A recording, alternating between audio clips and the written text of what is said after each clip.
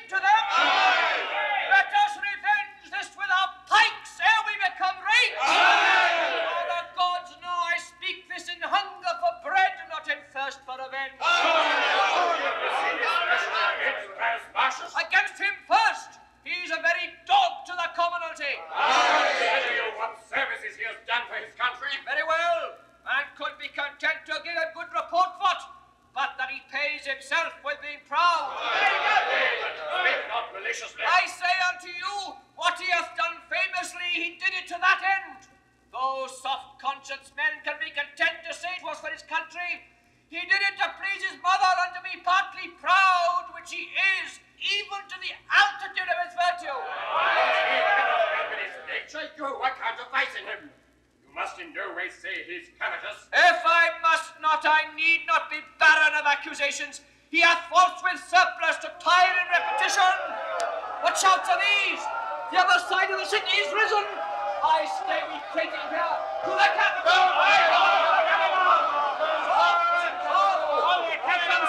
Worthy Menenius Agrippa, one that hath always loved the people. He's one honest enough, would all the rest were so. What works, my countrymen in hand? Where go you with bats and clubs?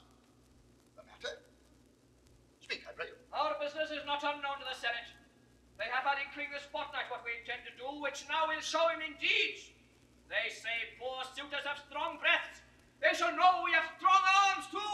My masters, my good friends, mine honest neighbors, will you undo yourselves? We cannot, sir. We are undone already. I tell you, friends, most charitable care have the patricians of you.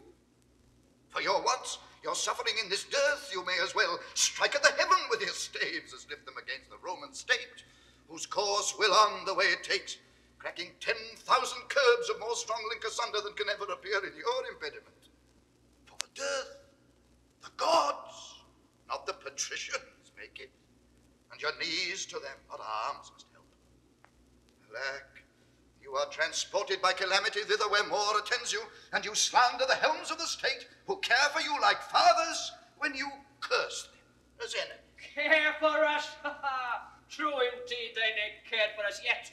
Suffer us to famish and their storehouses crammed with grain. Make edicts for usury to support usurers. Repeal daily any wholesome act established against the rich, and provide more piercing statutes daily to chain up and restrain the poor. If the wars eat us not up, they will, and there's all the love they bear us. Either you must confess yourselves wondrous malicious, or be accused of folly. I shall tell you a pretty tale. It may be you have heard it, but since it serves my purpose, I'll venture to stale it a little more. Well, I'll hear it, sir. Yet you must not think to pop up our disgrace with a tale. But I'm pleased to deliver. There was a time when all the body's members rebelled against the belly, thus accused it. But only like a gulf, it did remain in the midst of the body, idle and unactive, still cupboarding the viand, never bearing like labour with the rest, where the other instruments did see, and hear, devise, instruct, walk, feel, and mutually participate, did minister unto the appetite and affection common of the whole body.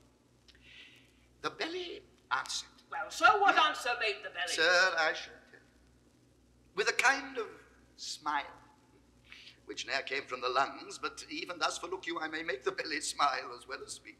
It tauntingly replied to the discontented members, the mutinous parts that envied his receipt, even so most fitly as you malign our senators, for that they are not such as you. Your belly's answer.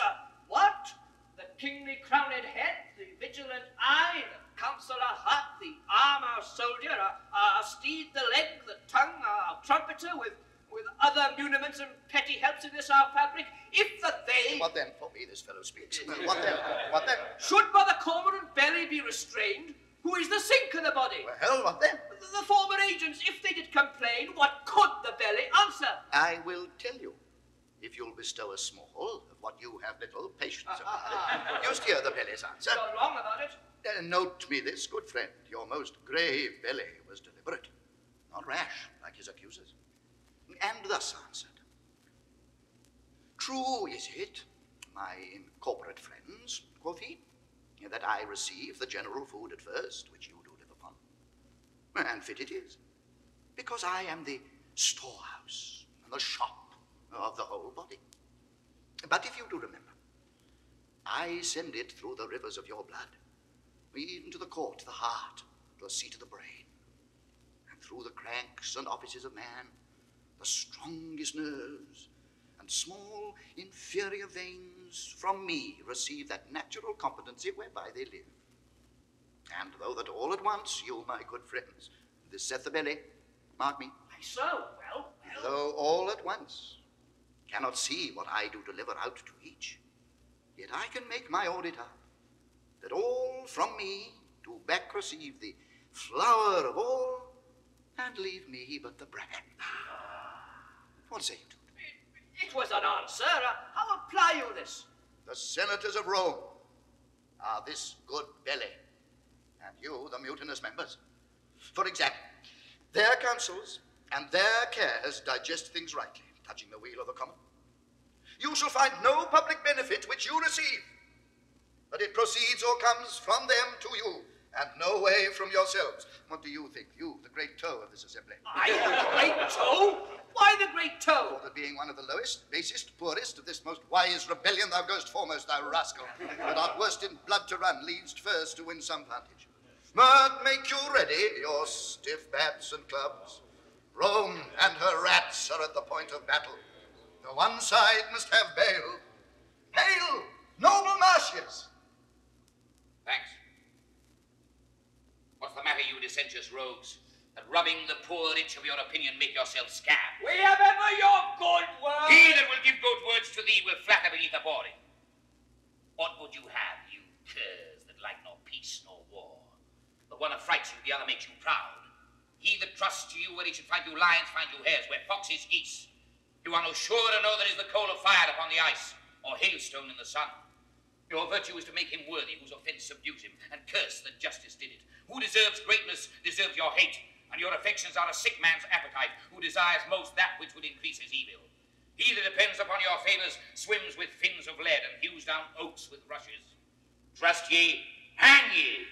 But every minute you do change your mind and call him noble that was now your hate, him vile that was your garland. What's the matter that in these several places of the city you cry against the noble senate who, under the gods, keep you in awe, which else would feed on one another? What they seeking? For corn at their own rates, whereof they say the city is well stored. They say. They'll sit by the fire and presume to know what's done in the capital, who's like to rise, who thrives and who declines, side factions, and give out conjectural marriages, making parties strong, enfeebling such as stand not in their liking below their cobbled shoes. They say there's grain enough. Would the nobility lay aside their rule and let me use my sword, I'd make a quarry with thousands of these quartered slaves, as high as I could pick my lots. These are almost thoroughly persuaded, for though abundantly they lack discretion, yet are they passing cowardly. But I beseech you, what says the other trooper? They are dissolved, hang 'em.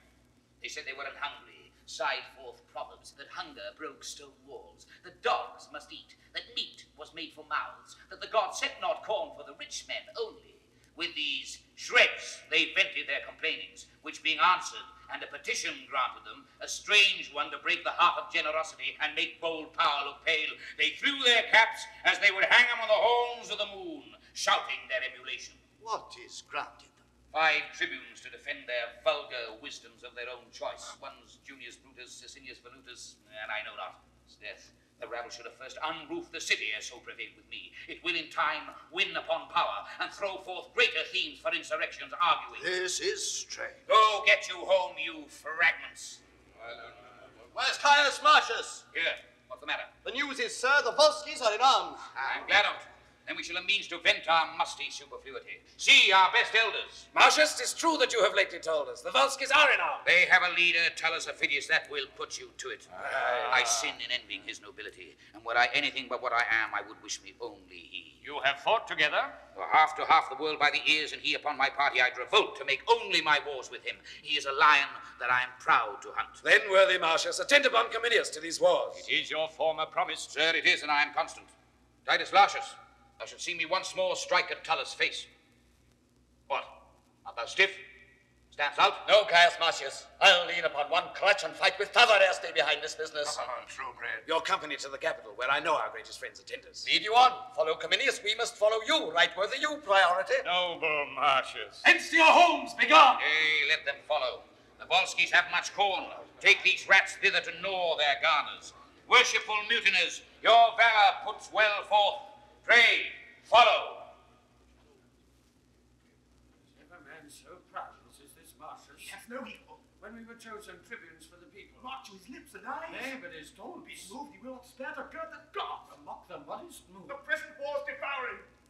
He has grown too proud to be so valiant. Such a nature, tickled with good success, disdains the shadow which he treads on at noon. But I do wonder his insolence can brook to be commanded under Cominius. Same at which he aims.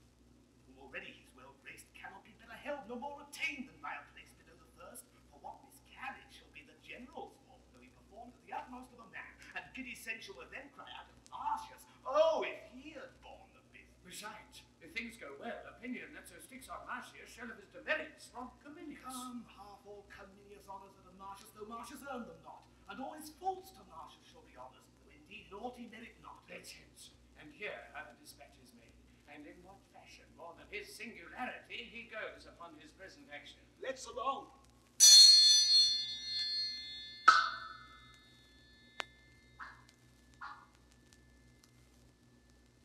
So your opinion is, Aufidius, that they of Rome are entered in our councils and know how we proceed? Is it not yours? Whatever hath been thought on in this state that could be brought to bodily act ere Rome had circumvention. 'Tis not 4 days gone since I heard thence. These are the words. I think I have the letter here. Yes, here it is. They have pressed a power, but it is not known whether for east or west. The dearth is great, the people mutinous. And it is rumoured Cominius, Martius, your old enemy, who is of Rome worse hated than of you, and Titus Lartius, a most valiant Roman, these three lead on this preparation whither 'tis bent. Most likely 'tis for you, consider of it. Our army's in the field. We never yet made doubt but Rome was ready to answer us. Nor did you think it folly to keep your great pretences veiled till when they needs must show themselves, which in the hatching it seemed appeared to Rome. By the discovery we shall be shortened in our aim, which was to take in many towns ere almost Rome should know we were afoot. Noble Aufidius, take your commission. Hie you to your bands. Let us alone to guard Coriolanus if they sit down before us. For the remove, bring up your army, but I think you'll find they're not prepared for us. No doubt not that, I speak from certainties. Nay more, some parcels of their power are forth already, and only hitherward. I leave your honours. If we and Caius Martius chance to meet, 'tis sworn between us, we shall ever strike till one can do no more. The gods assist you. And keep your honours safe. Farewell. Farewell. Farewell!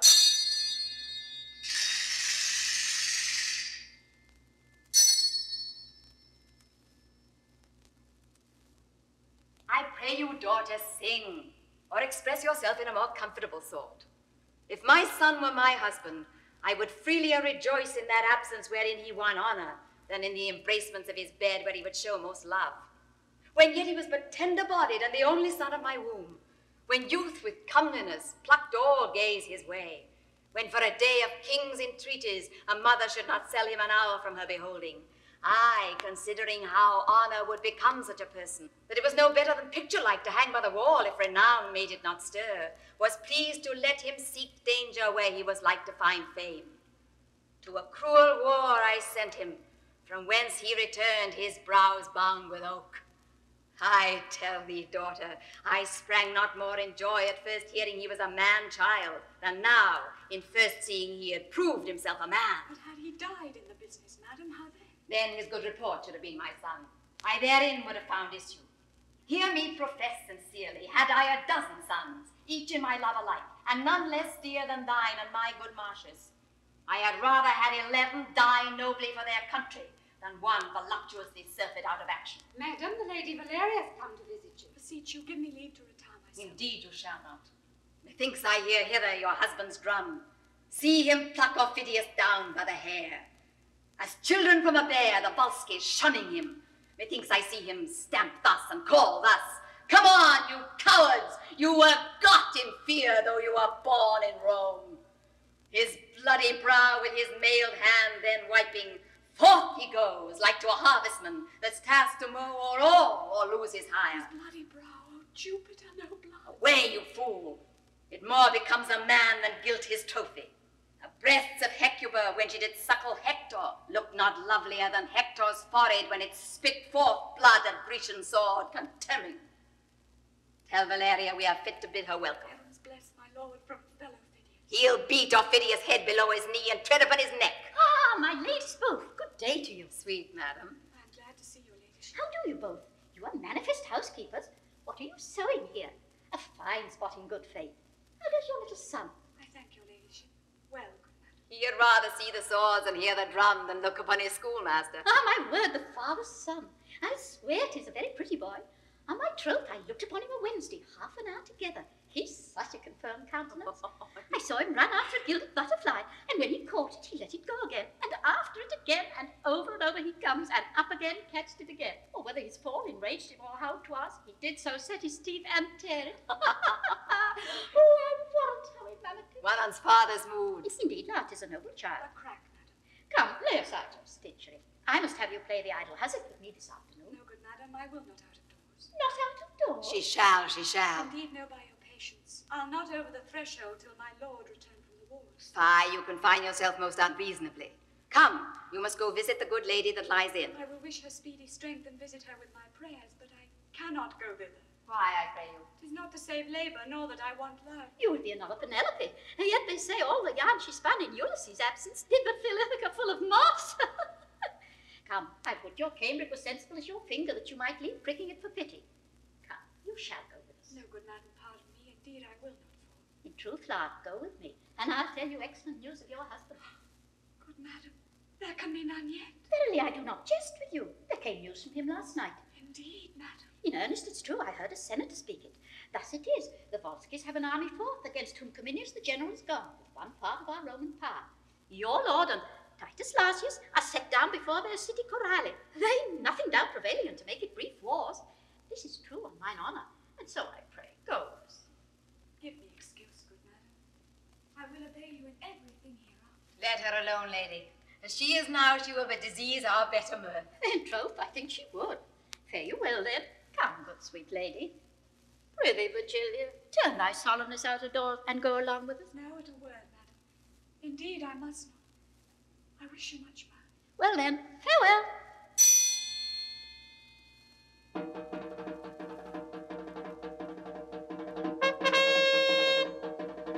Yonder comes news. Wager they have met. My horse to yours now. 'Tis done. Agreed. Say, has our general met the enemy? They lie in view, but have not spoke as yet. So the good horse is mine. I'll buy him of you. No, I'll nor sell nor give him. Lend you him, I will, for 500 years. Summon the town. How far off lie these armies? Within this mile and half. Then we shall hear their laddam and they ours. Now, Mars, I prithee make us quick in work, that we with smoking swords may march from hence to help our fielded friends. Come, blow thy blast. Tullus Aufidius, is he within your walls? No, nor a man that fears you less than he. That's lesser than a little. Hark, our drugs are bringing forth our youth. We'll break our walls rather than they shall pound us up. Our gates, which yet seem shut, we have been pinned with rushes. They'll open of themselves. March you far off. There is Aufidius. List what work he makes amongst your cloven army. Oh, they are at it. Their noise be our instruction. Let us home. They fear us not, but issue forth their city. Now put your shields before your hearts and fight, with hearts more proof than shields. Advance, brave Caius. They do disdain us much beyond our thoughts, which makes me sweat with wrath. Come on, my fellows. He that retires, I'll take him for the Volscian, and he shall be my head.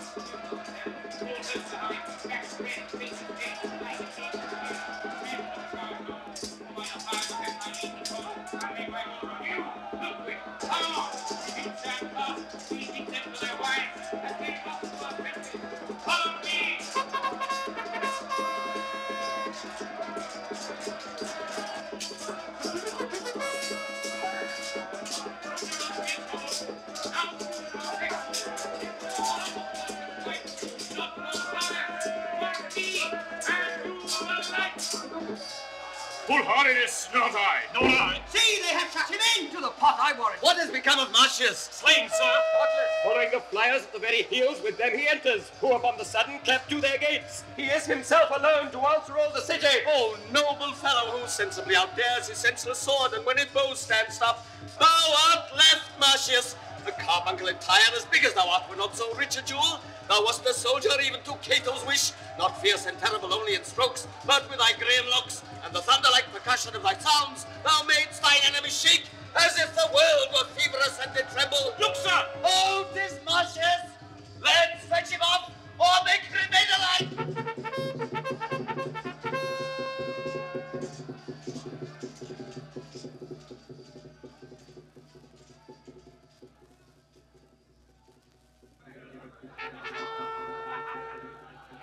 This one I carried the road. Why this? A mallet on it, Titus. This was silver.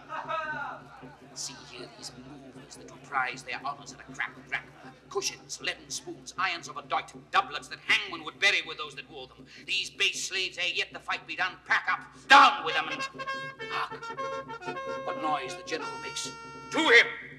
There is the man of my soul's hate, Aufidius, piercing our Romans. Then, valiant Titus, take convenient numbers to make good the city, whilst I, with those that have the spirit, will haste to help Cominius. Worthy sir, thou bleedst. Thy exercise hath been too violent for a second course of fight. Sir, praise me not. My work hath not yet warmed me. Fare you well. The blood I drop is rather physical than dangerous to me. To Aufidius, thus I will appear and fight. Now the fair goddess Fortune, full deep in love with thee, and her great charms misguide thy opposers' swords. Bold gentleman, prosperity be thy page. Thy friend no less than those she places high, so farewell. Thou worthiest Martius. Go, sound thy trumpet in the marketplace. Call thither all the officers of the town, where they shall know our mind. Away.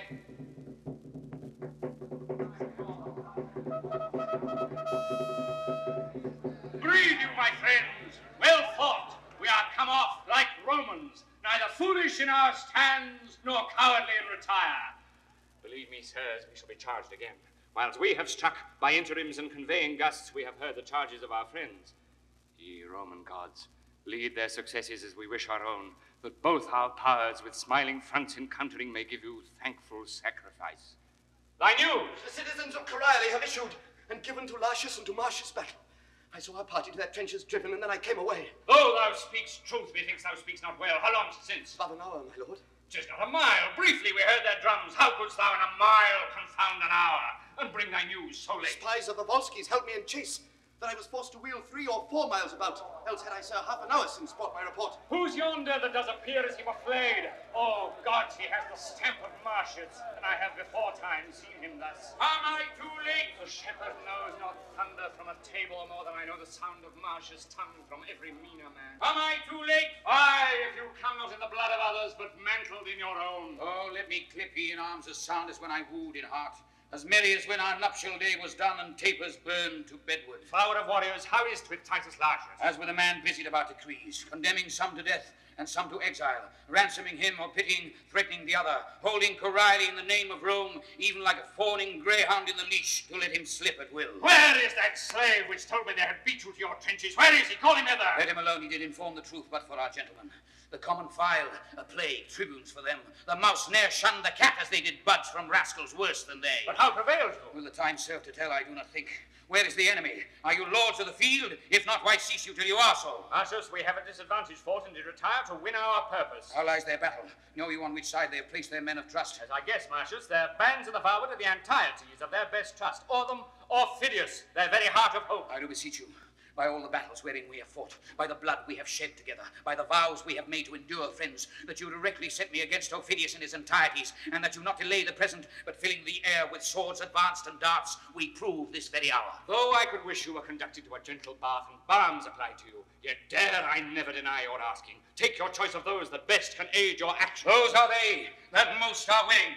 If any such be here, as it was sin to doubt, that love this painting wherein you see me smeared, if any fear lesser his person than an ill report, if any think brave death outweighs bad life, and that his country's dearer than himself, let him alone, or so many so-minded, wave thus to express his disposition, and follow Martius!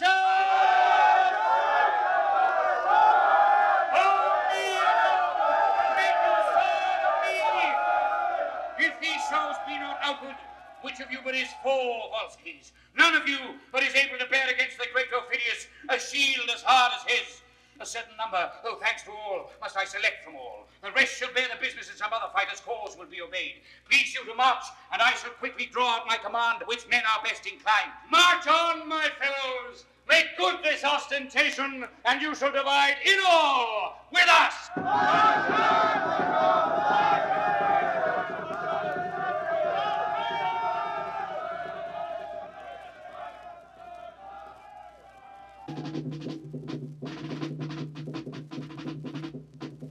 So, let the ports be guarded. Keep your duties as I have set them down. If I do send, dispatch those centuries to our aid. The rest will serve for a short holding. If we lose the field, we cannot keep the town. We are not our care, sir. Hence, and shut your gates upon us. Our guide come. To the Roman camp, conduct us.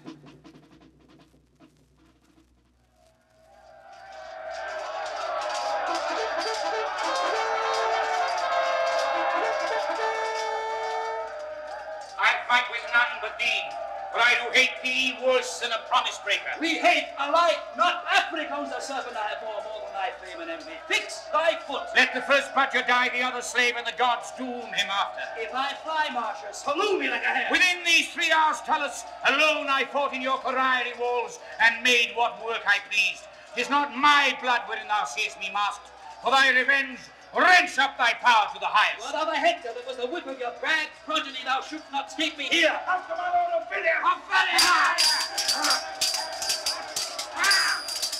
Officious and not valiant, you have shamed me with your condemned second.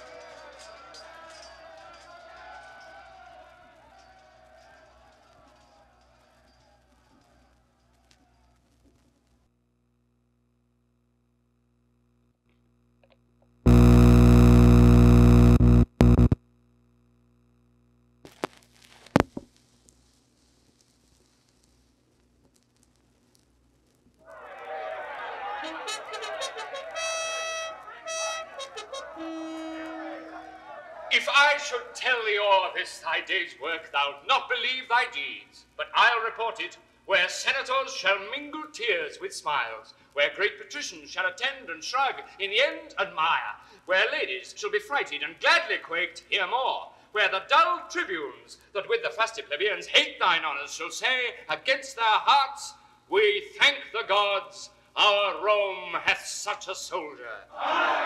Yet camest thou to a morsel of this feast, having fully dined before. Oh, General, here is the steed, we the caparison. Hadst thou beheld? Pray now, no more. My mother, who has a charter to extol her blood, when she does praise me, grieves me. I've done as you have done, that's what I can. Induced as you have been, that's for my country. He that has but affected his goodwill hath overtaken mine act. You shall not be the grave of your deserving. Rome must know the value of her own. 'Twere a concealment worse than a theft, no less than a traducement, to hide your doings, and to silence that which to the spire and top of praises vouched would seem but modest. Therefore, I beseech you, in sign of what you are, not to reward what you have done, before our army, hear me. I have some wounds upon me, and they smart to hear themselves remembered. Should they not, well might they fester against ingratitude and tempt themselves with death. Of all the horses, whereof we have ta'en good and good store of all, the treasure in this field achieved and city, we render you the 10th, to be ta'en forth before the common distribution at your only choice. I thank you, General, but cannot make my heart consent to take a bribe to pay my sword. I do refuse it, and stand upon my common part with those that have beheld the doing.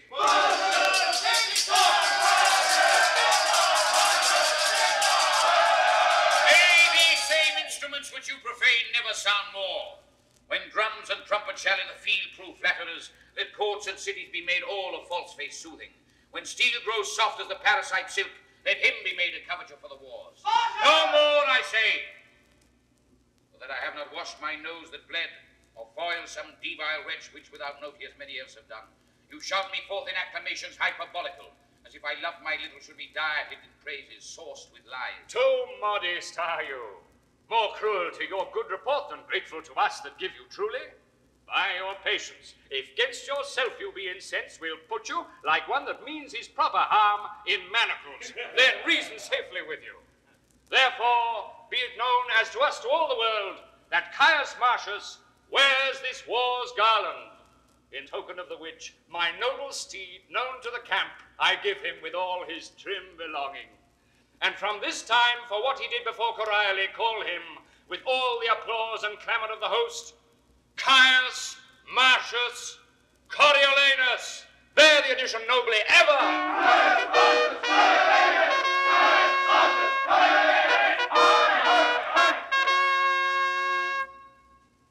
I will go wash. When my face is fair, you shall perceive whether I blush or no. Howbeit, I thank you. I mean to stride your steed, and at all times to undercrest your good addition to the fairness of my power. So to our tent. Well, ere we do repose us, we will write to Rome of our success. You, Titus Lartius, Master Coriolanus back. Send us to Rome the best, with whom we may articulate for their own good and ours. I shall, my lord. The gods begin to mock me. I that now refuse most princely gifts are bound to beg of my Lord General. Take, 'tis yours, what is? I sometime lay here in Coriolanus at the poor man's house. He used me kindly. He cried to me. I saw him prisoner. But then Aufidius was within my view, and wrath o'erwhelmed my pity. I request you to give my poor host freedom. Well begged. Were he the butcher of my son, he should be free as is the wind. Deliver him, Titus. Martius, his name. By Jupiter, forgot. I'm weary. Yea, my memory is tired. Have we no wine here? Go we to our tent. The blood upon your visage dries. 'Tis time it should be looked to. Come.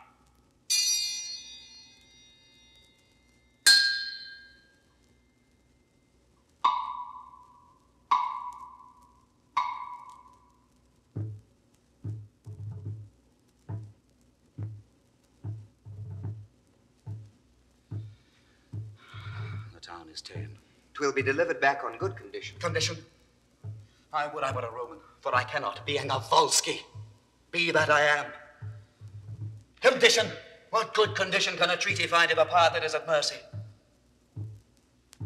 5 times, Martius, I have fought with thee. So often hast thou beat me, and wouldst do so, I think, should we encounter as often as we yet. By the elements.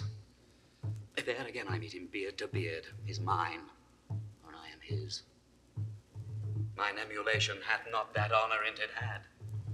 For where I thought to crush him in an equal force, true sword to sword, I'll punch at him some way, or wrath or craft may get him. He's the devil. Bolder, though not so subtle. My valor's poisoned with only suffering stained by him. For him shall fly out of itself, nor sleep nor sanctuary, being naked, sick, nor fane, nor capital, the prayers of priests, nor times of sacrifice, embarkments all of fury, shall lift up their rotten privilege and custom against my hate to Martius. Where I find him, worded at home upon my brother's guard, even there against the hospitable cannon would I wash my fierce hand in's heart. Go you to the city, learn how 'tis held and what they are that must be hostages for Rome. Will not you go? I am attended at the cypress grove, I pray you, 'tis south the city mills. Bring me word thither how the world goes, let to the pace of it I may spur on my journey. I shall, sir.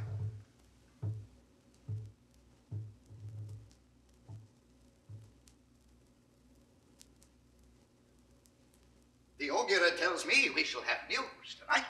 Good or bad? Not according to the prayer of the people, for they love not Martius. Nature teaches beasts to know their friends. Pray you, who does the wolf love?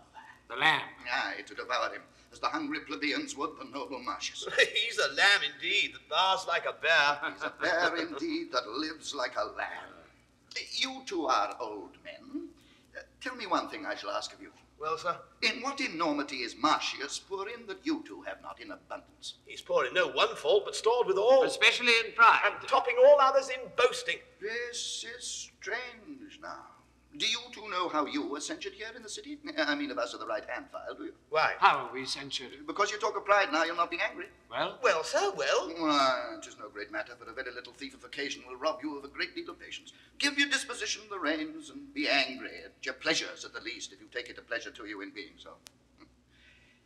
You blame Martius for being proud. We do it not alone, sir. Oh, I know you can do very little alone, for your helps are many, or else your actions would grow wondrous single. Your abilities are too infant-like for doing much alone. You talk of pride. Oh, that you could turn your eyes towards the napes of your necks and make but an interior survey of your good selves. Oh, that you could. Well, what then, sir? Why then, you should discover a brace of unmeriting, proud, violent, testy magistrates, alias fools as any in Rome. Menenius, you are known well enough to. I am known to be a humorous patrician, and one that loves a cup of hot wine, with not a drop of allaying Tiberint. Said to be something imperfect in favouring the first complaint, hasty and tinder-like upon too trivial motion, one that converses more with the buttock of the night than with the forehead of the morning. What I think I utter, and spend my malice in my breath, meeting two such wheels men as you are, I cannot call you Lycurguses. If the drink you give me touch my palate adversely, I make a crooked face at it. I cannot say your worships have delivered the matter well when I find the ass in compound with a major part of your syllables. And though I must be content to bear with those that say you are reverent, grave men, yet they lie deadly that tell you you have good faces. If you see this in the map of my microcosm, follows it that I am known well enough to. What harm can your Benson conspicuities glean out of this character, if I be known well enough to? Come, sir, come. We know you well enough. You know neither me yourselves nor anything. You are ambitious for poor knaves, caps and legs. You wear out a good wholesome forenoon in hearing a case between an orange wife and a faucet seller, and then rejourn the controversy of threatens to a second day of audience.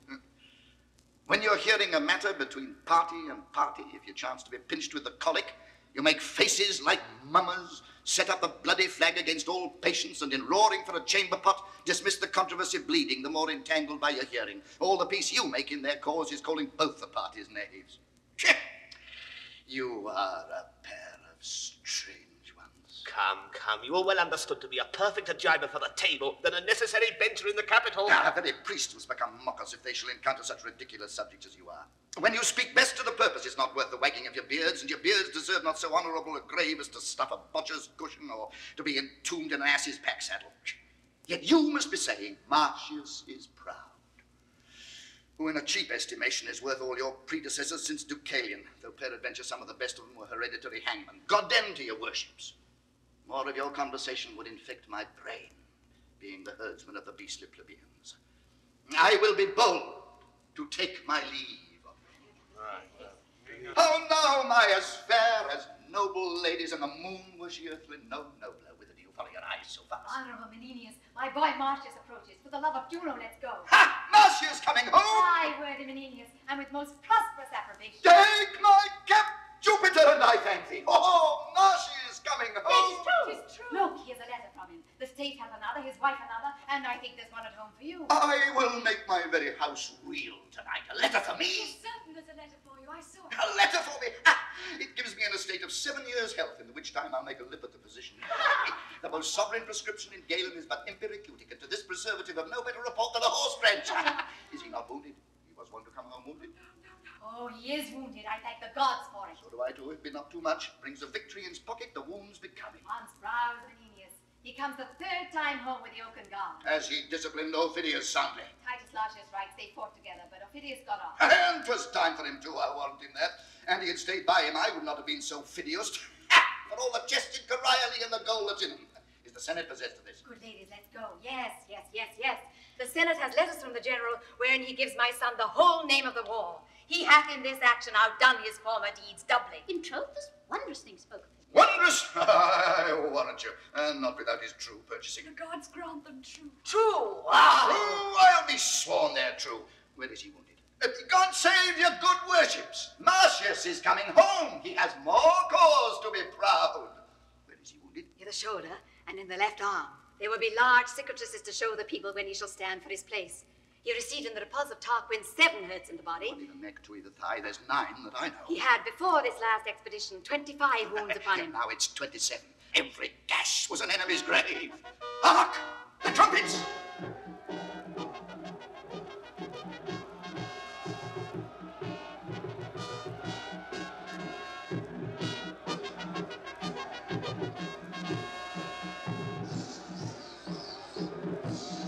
These are the ushers of Martius. Before him he carries noise, and behind him he leaves tears.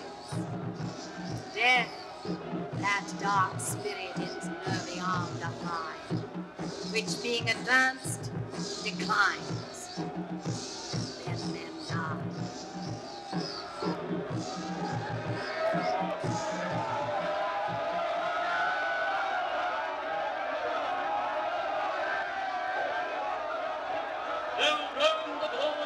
Martius did fight within Coriolanus' gates. There he hath won with fame a name to Caius Martius. These in honor follows Coriolanus. Welcome to Rome, renowned Coriolanus.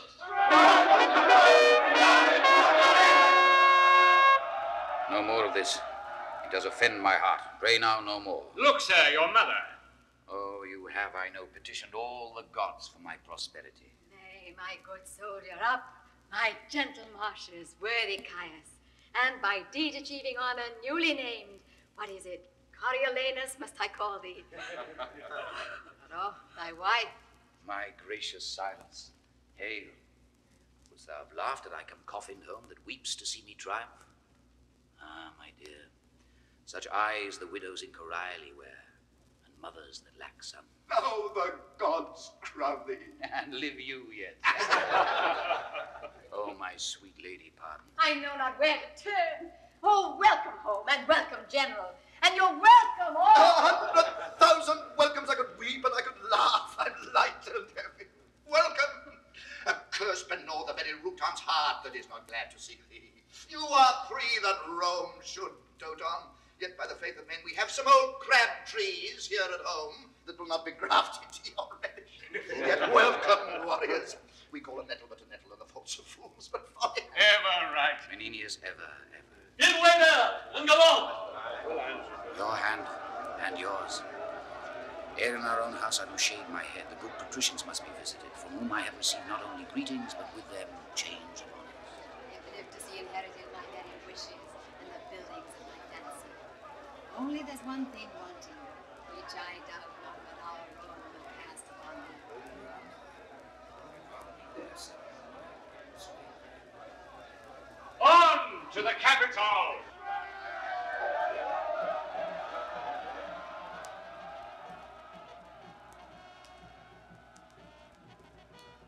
All tongues speak of him, and the bleared sight's a spectacle to see him. Your prattling nurse into a rapture lets her baby cry while she chats him. The kitchen malkin pins her richest locrum about her richy neck, clambering the walls to eye him. Stalls, bulks, windows are smothered up, leads filled, and ridges horsed with variable complexions, all agreeing in earnestness to see him. Seld-shown flamens do press among the popular throngs and puff to win a vulgar station. Our veiled dames commit the war of white and damask in their nicely guarded cheeks to the wanton spoil of Phoebus' burning kisses. Such a pother!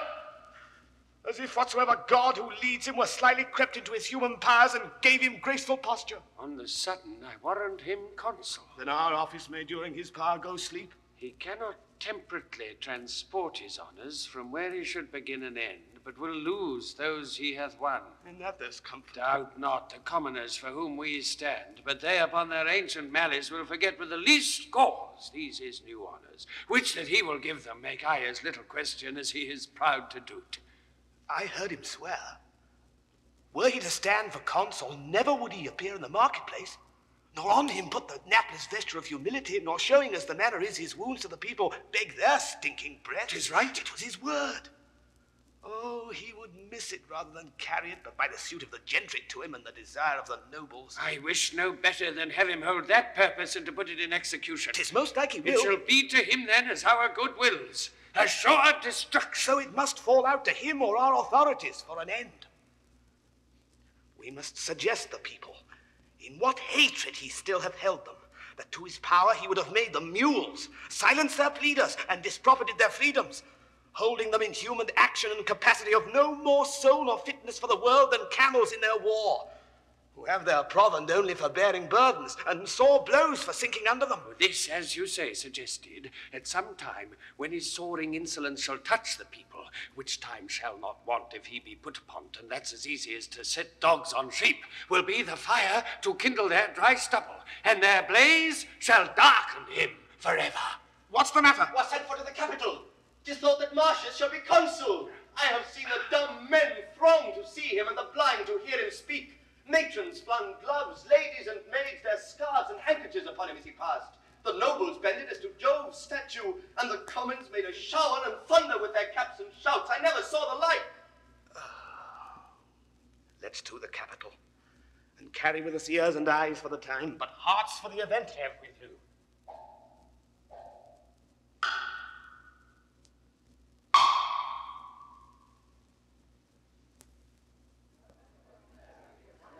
Come, they're almost here. How many stand for consulship? 3, they say, but 'tis thought of everyone Coriolanus will carry it. That's a brave fellow, but he's vengeance proud and loves not the common people. Faith, there have been many great men that have flattered the people who ne'er loved them, and there be many they have loved they know not wherefore, so that if they love they know not why, they hate upon no betterer ground. Therefore, for Coriolanus neither to care whether they love or hate him, manifests the true knowledge he has in their disposition, and out of his noble carelessness lets them plainly see it. If he did not care whether he had their love or no, he weighed indifferently twixt doing them neither good nor harm. But he seeks their hate with greater devotion than they can render it him, and leaves nothing undone that they fully discover him their opposite. Now, to seem to affect the malice and displeasure of the people is as bad as that which he dislikes, to flatter them for their love. He hath deserved worthily his country, and his ascent is not by such easy degrees as those who, having been supple and courteous to the people, bonneted without any further deed to have them at all into their estimation and report. But he hath so planted his honours in their eyes and his actions in their hearts, that for their tongues to be silent and not confess so much were a kind of ingrateful injury. To report otherwise were a malice that, giving itself the lie, would pluck reproof and rebuke from every ear that heard it. No more of him. He's a worthy man. Make way, they're coming. Having determined of the Volscians and to send for Titus Lartius, it remains as the main point of this our after meeting to gratify his noble service that hath thus stood for his country. Therefore, please you, most reverend and grave elders, to desire the present consul and last general in our well-found successes to report a little of that worthy work performed by Caius Martius Coriolanus, whom we met here both to thank and to remember with honours like himself. Speak, good Cominius. Leave nothing out for length, and make us think rather our state's defective for acquittal than we to stretch it out. Masters of the people, we do request your kindest ears, and after your loving motion toward the common body, to yield what passes here. We are convented upon a pleasing treaty, and have hearts inclinable to honour in advance the theme of our assembly. Which the rather we shall be blessed to do if he remember a kinder value of the people than he hath hereto prized them. That's off. Would you rather have been silent? Please you to hear Cominius speak. Most willingly. But yet my caution was more pertinent than the rebuke you give it. He loves your people, but tie him not to be their bedfellow. Worthy Cominius, speak. Nay, keep your place. Sit, Coriolanus. Never shame you hear what you have nobly done. Your honour's pardon. I'd rather have my wounds to heal again than hear say how I got them. Sir, I hope my words dispensed you not. No, sir. Yet oft, when blows have made me stay, I fled from words. You soothe not, therefore hurt not. But your people, I love them as they weigh. Pray now, sit down. I'd rather have one scratch my head in the sun when the alarum was struck than idly sit to hear my nothing's monster. Masters of the people, your multiplying spawn, how can he flatter? That's 1,000 to 1 good one, when you now see he had rather venture all his limbs for honour than one on's ears to hear it. Proceed, Cominius. I shall lack voice. The deeds of Coriolanus should not be uttered feebly. It is held that valour is the chiefest virtue and most dignifies the haver. If it be, the man I speak of cannot in the world be singly counterpoised. At 16 years, when Tarquin made a head for Rome, he fought beyond the mark of others. Our then dictator, whom with all praise I point at, saw him fight, when with his Amazonian chin he drove the bristled lips before him. He bestrid an o'erpressed Roman, and in the consul's view slew 3 opposers. Tarquin's self he met, and struck him on his knee. In that day's feats, when he might act the woman in the scene, he proved best man in the field, and for his meed was brow bound with the oak. His pupil age man entered thus, he waxed like a sea, and in the brunt of 17 battles since, he lurched all swords of the garland. For this last, before and incorrially, let me say, I cannot speak him home. He stopped the flyers, and by his rare example made the coward turn terror into sport. As weeds before a vessel under sail, so men obeyed and fell below his stem. His sword, death's stamp, where it did mark, it took from face to foot. He was a thing of blood, whose every motion was timed with dying cries. Alone he entered the mortal gate of the city, which he painted with shunless destiny. Aidless came off, and with a sudden reinforcement struck Coriolanus like a planet. Now all's his, when by and by the din of war gan pierce his ready sense. Then straight his doubled spirit re-quickened what in flesh was fatigate, and to the battle came he, where he did run reeking o'er the lives of men, as if 'twere a perpetual spoil. And till we call both field and city ours, he never stood to ease his breast with panting. Worthy man. He cannot but with measure for the honours which we devise him. Our spoils he kicked at, and looked upon things precious as they were the common muck of the world. He covets less than misery itself would give, rewards his deeds with doing them, and is content to spend the time to end it. He's right, noble. Let him be called for. Call Coriolanus. He doth appear. The Senate, Coriolanus, are well pleased to make thee consul. I do owe them still my life and services. It then remains that you do speak to the people. I do beseech you, let me all leave that custom. For I cannot put on the gown, stand naked, and entreat them for my wound's sake to give their suffrage. Please you that I may pass this doing. Sir, the people must have their voices. Neither will they make one jot of ceremony. Put them not to it. Pray you go, fit you to the custom, and take to you, as your predecessors have, your honour with your fall. It is a part that I shall blush in acting, and might well be taken from the people. Mark you that. To brag unto them, thus I did, and thus show them the unaching scars which I should hide, as if I had received them for the hire of their breath only. Do not stand upon it. We recommend to you, tribunes of the people, our purpose to them. And to our noble consul, wish we all joy and honour.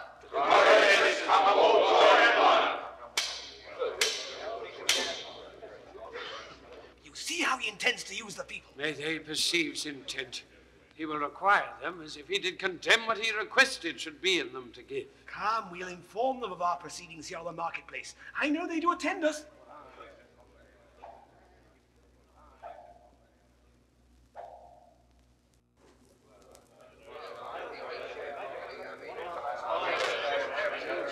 Once you do require our voices, we ought not to deny him. We may, sir, if we will. We have power in ourselves to do it, but it is a power that we have no power to do. But if he show us his wounds and tell us his deeds, we ought to put our tongues into these wounds and speak for them. So if he tell us his noble deeds, we must also tell him our noble acceptance of them. Ingratitude is monstrous. And for the multitude to be ingrateful were to make a monster of the multitude, of the which we being members should bring ourselves to be monstrous members. And to make us no better thought of, a little help will serve. For once we stood up about the corn, he himself stuck not to call us the many-headed multitude. We have been called so of many.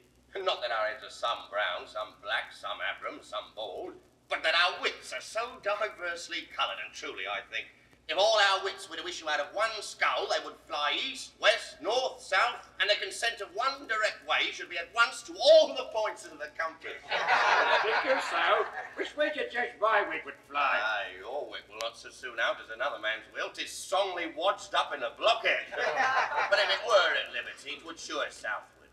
Why that way? To lose itself in a fog. We're being 3 parts melted away with rotten dews, the 4th would return for conscience sake, to help to get thee a wife. I never without your tricks. You may, you may. Are you all resolved to give your voices? But that's no matter. The greater part carries it. I say, if he would incline to the people, there was never a worthier man. Shh, here he comes. And in the gown of humility, mark his behaviour. We are not to stay all together, but to come by him where he stands, by ones, by twos, and by threes.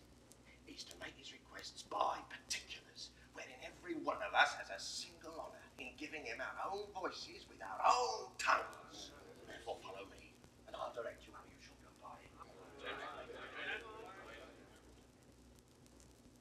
Oh, sir, you are not right. Have you not known the worthiest men have done it? What must I say? I pray, sir. Plague upon it, I cannot bring my tongue to such a pace. Look, sir, my wounds. I got them in my country's service, when some certain of your brethren roared and ran from the noise of our own drums. Oh, me the gods, you must not speak of that. You must desire them to think upon you. Think upon me, hang 'em. I would they would forget me like the virtues which our divines lose by 'em. You marvel. I leave you. Pray you speak to him. I pray you in wholesome manner. Bid them wash their faces and keep their teeth clean. So, here comes a brace.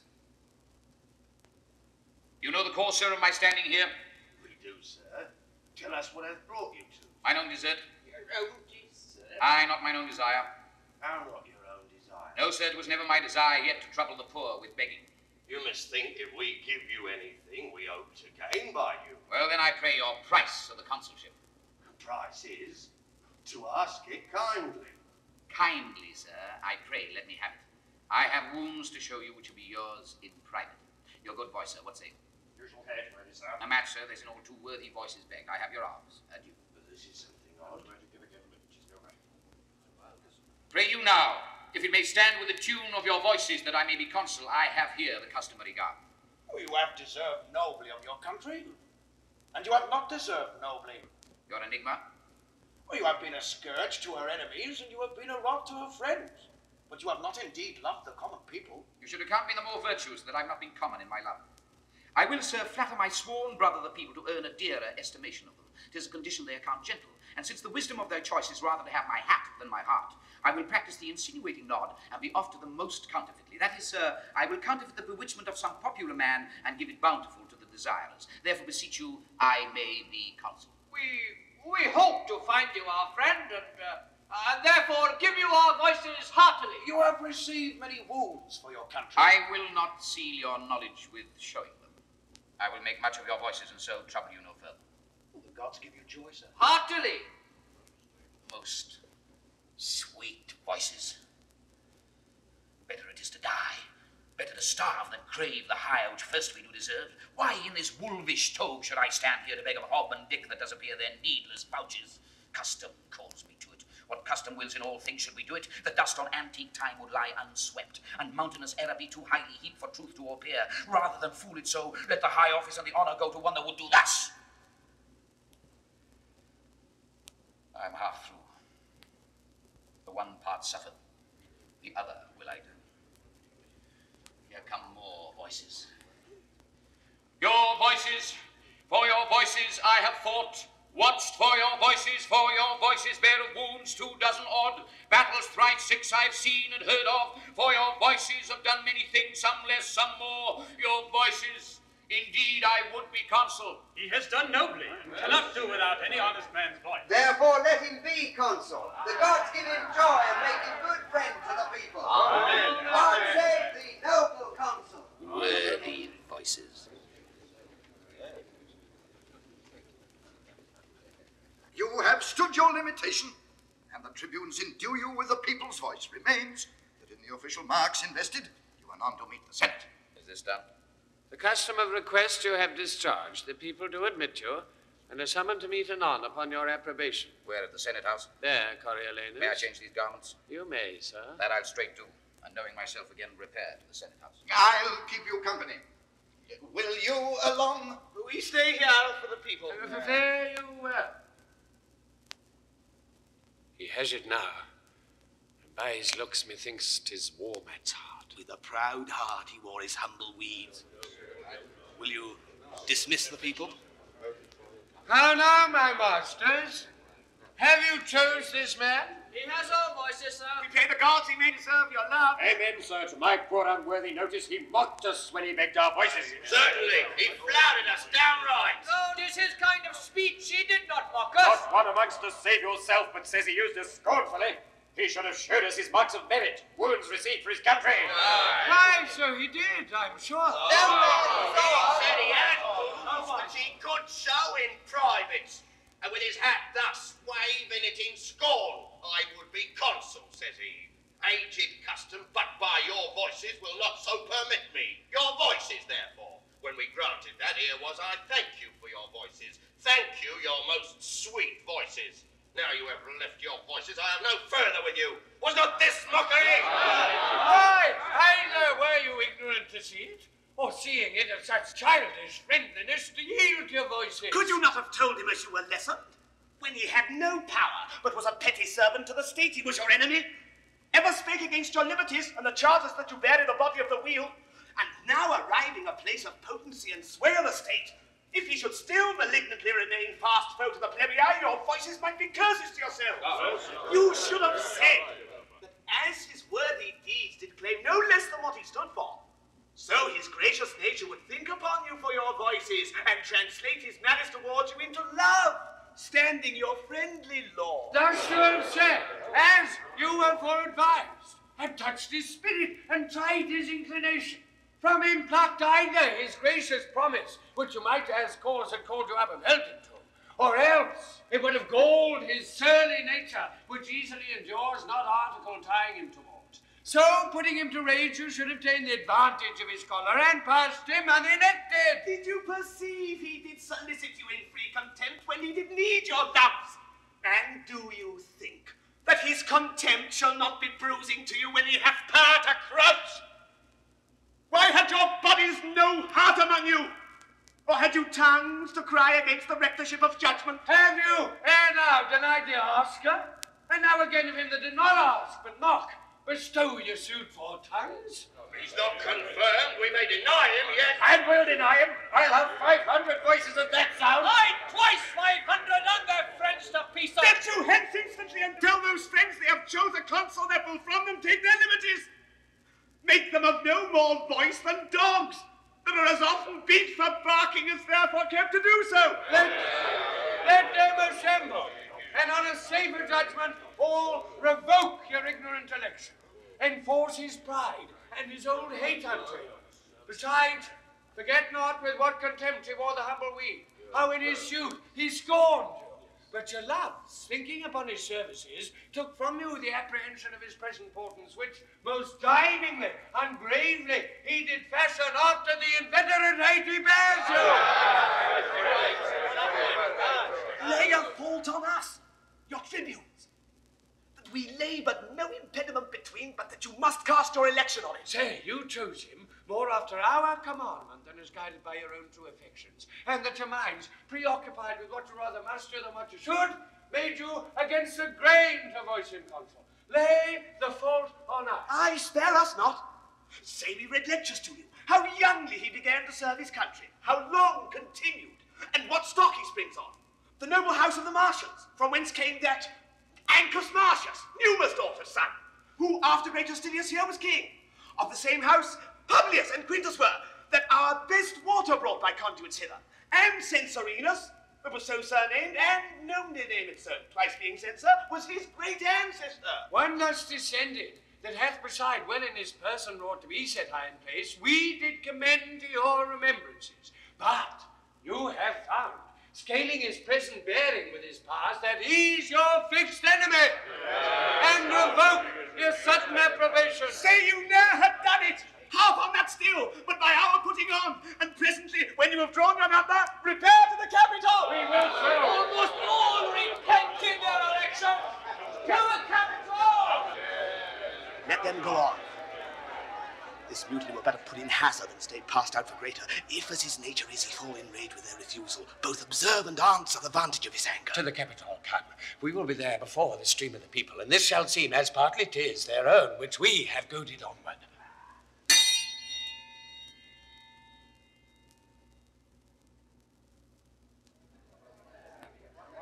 Tullus Aufidius then had made new head. He had, my lord, and that it was which caused our swifter composition. So then the Volsci stand but as at first, ready when time shall prompt them to make road upon us again. Oh, they are warned, Lord Consul, so that we shall hardly in our ages see their banners wave again. Saw you, Aufidius? On safeguard he came to me, and did curse against the Volscis, for they had so vilely yielded the town, he is retired to Antium. Spoke he of me? He did, my lord. How? What? How often he had met you sword to sword, that of all things upon the earth he hated your person most, that he would pawn his fortunes to hopeless restitution, so he might be called your vanquisher. At Antium lives he? At Antium. I wish I had a cause to seek him there. 'Twould oppose his hatred fully. Welcome home. Behold, these are the tribunes of the people, the tongues of the common mouth. I do despise them, for they do prank them in authority against all noble sufferance. Pass no further. Huh? What is that? It would be dangerous to go on. No further. What makes this change? The matter? Hath he not passed the noble and the common? Cominius, no. Have I had children's voices? Tribunes, give way. He shouts to the market. The people are incensed against him. Stop, or all will fall in broil. Are these your herd? Must these have voices that can yield them now and straight disclaim their tongues? What are your offices? You being their mouths, why rule you not their teeth? Have you not set them on? It is a purpose thing engrossed by plot to curb the will of the nobility. Suffer it and live with such as cannot rule, nor ever will be ruled. Court, not a plot. The people cry you mocked them. And of late, when corn was given them gratis, you repined, scandaled the suppliants for the people, called them time-pleasers, flatterers, foes to nobleness. Why, this was known before. Not to them all. Have you informed them, Scythens? Ah, why informed them? You are like to do such business. Not unlike each way to better yours. Why, then, should I be consul? By yon clouds, let me deserve so ill as you, and make me your fellow tribune. You show too much of that for which the people stir. If you will pass to where you're bound, you must inquire your way, which you're out of, with a gentler spirit, or never be so noble as a consul, nor yoke with him for tribune. Let's be calm. The people are abused. Set on. This paltering becomes not Rome, nor has Coriolanus deserved this so dishonored rub laid falsely in the plain way of his merit. Tell me of corn. This was my speech, and I will speak it again. Not on a seat. Now as I live, I will. My nobler friends, I crave their pardons. For the mutable, rank-scented many, let them regard me as I do not flatter, and therein behold themselves. I say again, in soothing them, we nourish against our senate the cockle of rebellion, insolence, sedition, which we ourselves have ploughed for, sowed and scattered, by mingling them with us, the honoured number, who lack not virtue, no nor power, but that which they have given to beggars. Well, no more. No more words, we beseech. Oh, no more. As for my country, I have shed my blood, not fearing outward force. So shall my lungs coin words till they decay against those measles, which we disdain should tether us, yet sought the very way to catch them. You speak of the people as if you were a god to punish, not a man of their infirmity. Farewell, we let the people know it. But what is choler? Choler, were I as patient as the midnight sleep, by Jove, 'twould be my mind. It is a mind that shall remain, a poison where it is, not poison any further. Shall remain. Hear you this Triton of the minnows. Mark you his absolute shall. 'Twas from the canon. Shall. Oh, good, but most unwise patricians. Why, you grave but reckless senators, have you thus given Hydra here to choose an officer that with his peremptory shall, being but the horn and noise of the monsters, wants not spirit to say he'll turn your current in a ditch and make your channel his? If ye have power, then veil your ignorance. If none, awake your dangerous lenity. If you are learned, be not as common fools. If you are not, let them have cushions by you. You are plebeians if they be senators, and they are no less. When both your voices blended, the greats taste most palates theirs. They choose their magistrate, and such a one as he, who puts his shall, his popular shall, against a graver bench than ever frowned in Greece. By Jove himself, it makes the consuls base, and my soul aches to know, when two authorities are up, neither supreme, how soon confusion may enter twixt the gap of both, and take the one by the other. Well, on to the marketplace. Whoever gave that counsel to give forth the corn of the storehouse gratis, as was used sometime in Greece, though there the people had more absolute power, I say they nourished disobedience, fed the ruin of the state. Why shall the people give one that speaks thus their voice? I'll give my reasons more worthier than their voices. They know the corn was not our recompense, resting well assured they ne'er did service for it. Being pressed to the war, even when the navel of the state was touched, they would not thread the gates. This kind of service did not deserve corn gratis. Being in the war, their mutinies and revolts wherein they showed most valor spoke not for them. The accusation which they have often made against the Senate, all cause unborn, could never be the native of our so frank a nation. Well, what then? How shall this bosom multiply digest the Senate's courtesy? Let deeds express what's like to be their words. We did request it. We are the greater poll, and in true fear they gave us our demands.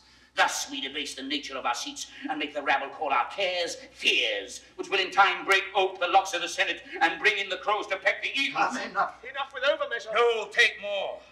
What may be sworn by both divine and human seal would I end withal.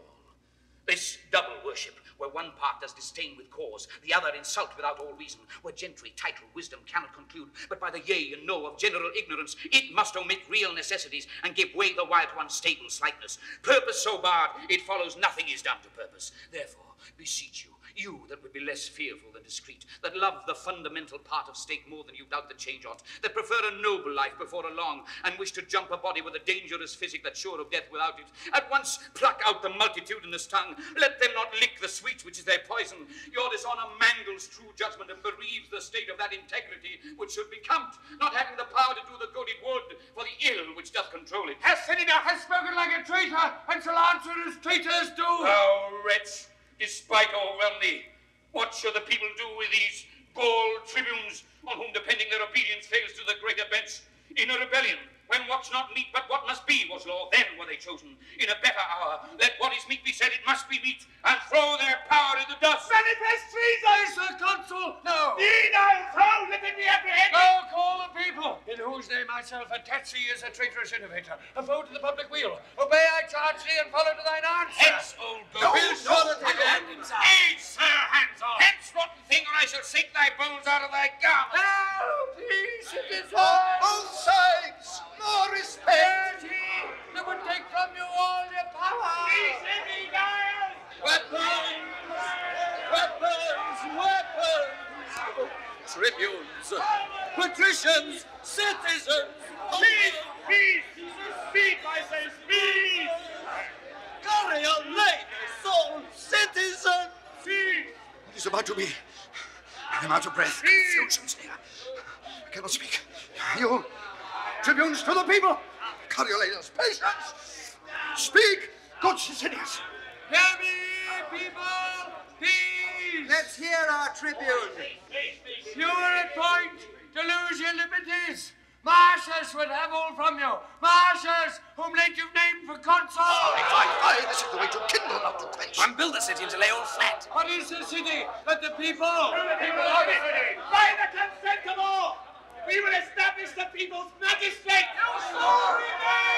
So I like to do. That is the way to lay the city flat, to bring the roof to the foundation and bury all which yet distinctly ranges in heaps and piles of ruin. This deserves death! Let us stand to our authority or let us lose it! We do here pronounce upon the part of the people, in whose power we were elected theirs. Martius is worthy of present death! Therefore lay hold on him, bear him to the rock Tarpeian, and from thence into destruction cast him! Hear me one word. Beseech you, tribunes. Hear me but a word. Peace! Peace! Be that you seem truly your country's friend, and temperately proceed to what you would thus violently reject. Sir, those cold ways that seem like prudent helps are very poisonous where the disease is violent. Lay hands upon him and bear him to the rock! No! I die here. The some among you have beheld me fighting. Come try upon yourselves what you have seen. Down with that sword. Tribunes, withdraw a while. Lay hands upon him! Martius, help! Hear the people! Help him, young and old! Go get you to your house. Be gone away, all will be naught else. Stand fast, we have as many friends as enemies. Shall it be put to that? The gods forbid! I prithee, noble friend, home to thy house. Leave us to cure this cause. For 'tis a sore upon us, you cannot tempt yourself. Be gone, beseech you. Come, sir, along with us. I would they were barbarians as they are, though in Rome littered, not Romans as they are, not though carved in the porch of the Capitol. Be gone, put not your worthy rage unto your tongue. One time will owe another. On fair ground I could beat 40 of them. I could myself take up a brace of the best of them, yea, the two tribunes. But now it is odds beyond arithmetic, and manhood is called foolery when it stands against a falling fabric. Will you hence before the tag return, whose rage doth rend like interrupted waters, and all bear what they are used to bear? Pray you be gone. I'll try whether my old wit be in request with those that have but little. This must be patched with cloth of any colour. Nay, come away! This man's mad is fortune. His nature is too noble for the world. He would not flatter Neptune for his trident, or Jove for his power to thunder. His heart's his mouth. What his breast forges, that his tongue must vent, and being angry, does forget the devil he heard the name of death. Here's goodly work. I would they were abed. I would they were in Tiber. What the vengeance? Could he not speak him fair? Where is this viper that would depopulate the city and be every man himself? You worthy tribune. He shall be thrown down the Tarpeian rock with rigorous hands. He hath resisted law, and therefore law shall scorn him further trial, than the severity of the public power which he so sets at naught. We shall well know the noble tribunes are the people's mouths, and we that have. Sir! Do not cry havoc where you should but hunt with modest warrant. Sir, how comes it that you have helped to make this rescue? Hear me speak. As I do know the consul's worthiness, so can I name his faults. Consul? What consul? The consul Coriolanus. He consul! If by the tribune's leave, and yours, good people, I may be heard, I would crave a word or two, the which shall turn you to no further harm than so much loss of time. Speak briefly, then, for we are peremptory to dispatch this viperous traitor, to eject him hence for but one danger, and to keep him here our certain death. Aye. Therefore it is decreed he dies tonight. Now the good gods forbid that our renowned Rome, whose gratitude towards her deserved children is enrolled in Jove's own book like an unnatural dam, should now eat up her own. He's a disease that must be cut away. Oh, he's a limb that has but a disease, mortal, to cut it off, to cure it, easy. What has he done to Rome that's worthy death? Killing our enemies, the blood he hath lost, which I dare vouch is more than that he hath, by many an ounce, he dropped it for his country. And what is left? To lose it by his country were to us all that do it, and suffer it. A brand to the end of the world. This is clean cap. Nearly all right. When he did love his country, it honoured him. The service of the foot being once gangrened is not then respected for what before it was. We'll hear no more. Pursue him to his house and pluck him thence, lest an infection being attached in nature spread further. One word more. One word. This tiger-footed rage, when it shall find the harm of unscanned swiftness, will too late tie leaden pounds to his heels. Proceed by process, lest parties, as he is beloved, break out and sack great Rome with Romans. What do you talk? Have we not had a taste of his obedience? Our Edal smote, ourselves resisted. Come! Consider this! He has been bred i' the wars since he could draw a sword, and is ill schooled in bolted language. Meal and bran together he throws without distinction. Give me leave. I'll go to him, and undertake to bring him, where he shall answer by a lawful form in peace, to his utmost peril. Noble tribunes, it is the humane way. The other course will prove too bloody, and the end of it unknown to the beginning. Noble Menenius, be you then as the people's officer. Masters, lay down your weapons. You're not home. Meet on the marketplace. We'll attend. Then, if you bring not Martius, we'll proceed in our first way. I'll bring him to you. Let me desire your company. You must come. His words follow.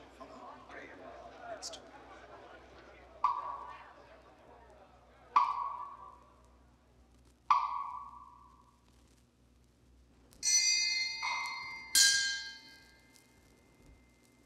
Let them pull all about mine ears, present me death on the wheel or at wild horses' heels, or pile 10 hills from the Tarpeian rock, that the precipitation might downstretch below the beam of sight, yet will I still be thus to them. You do the nobler. I muse my mother does not approve me further, who was wont to call them woolen vassals, things created to buy and sell with groats, to show bare heads in congregations, to yawn, be still, and wonder, when but one of my ordinance stood up to speak of peace or war. I talk of you. Why did you wish me milder? Would you have me false to my nature? Rather say I play the man I am. Oh, sir. I would have had you put your power well on before you had worn it out. Let go. You might have been enough the man you are, with striving less to be so.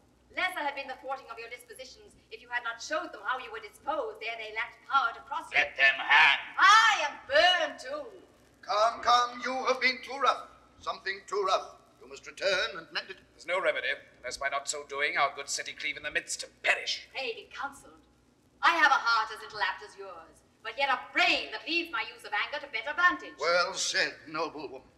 Before he should thus stoop to the herd, but that the violent fit of the time craves it as physic for the whole state, I would put mine armour on, which I can scarcely bear. What must I do? Return to the tribunes. Well, what then? What then? Repent what you have spoken. For them I cannot do to the gods. Must I then do it to them? You are too absolute, though therein you can never be too noble but when extremities speak. I have heard you say, honor and policy, like unsevered friends in the war, do grow together.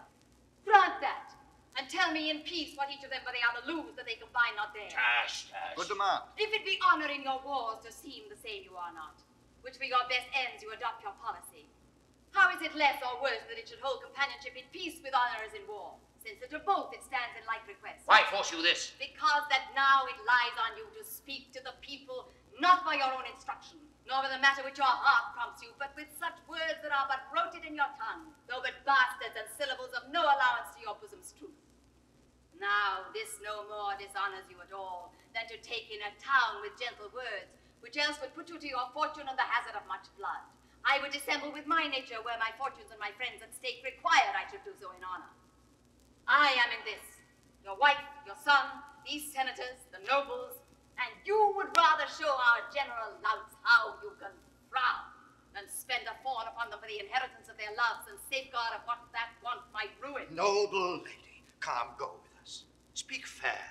You may salve so not what is dangerous present, but the loss of what is past. I prithee now, my son, go to them with this bonnet in thy hand, and thus far having stretched it, here be with them, thy knee bussing the stones, for in such business action is eloquence, and the eyes of the ignorant more learned than the ears, waving thy head, with often thus correcting thy stout heart, now humble as the ripest mulberry that will not hold the handling. Say to them, thou art their soldier, and being bred in broils, hast not the soft way, which, thou dost confess, were fitfully to use, as they to claim in asking their good loves. But thou would frame thyself, forsooth, hereafter theirs, so far as thou hast power and person. This but done, even as she speaks, why their hearts were yours. For they have pardons being asked as free of words to little purpose. Prithee now, go and be ruled, although I know thou'dst rather follow thine enemy in a fiery gulf than flatter him in a bower. Here is Cominius. I have been in the marketplace. Answer, 'tis fit to make strong party or defend yourself by calmness or by absence. All's in anger. Only fair speech. I think 'twill serve, if he can thereto frame his spirit. He must and will. Prithee now, say you will, and go about it. Must I go show them my unbarbed Scots?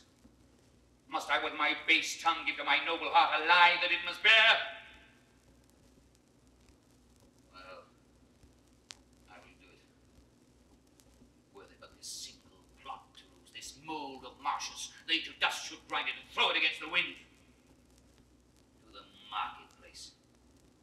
You have put me now to such a part which never I shall discharge to the life. Come, come, we'll prompt you. I prithee now, sweet son, as thou hast said, my praises made thee first a soldier, so to have my praise for this, perform a part thou hast not done before. Well, I must do it. Away my disposition and possess me some harlot spirit.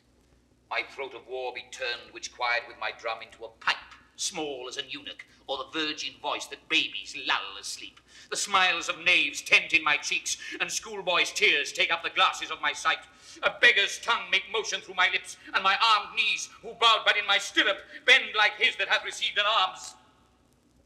I will not do it, lest I surcease to honor mine own truth, and by my body's action teach my mind a most inherent baseness. At thy choice, then. To beg of thee it is my more dishonor than thou of them. Come all to ruin.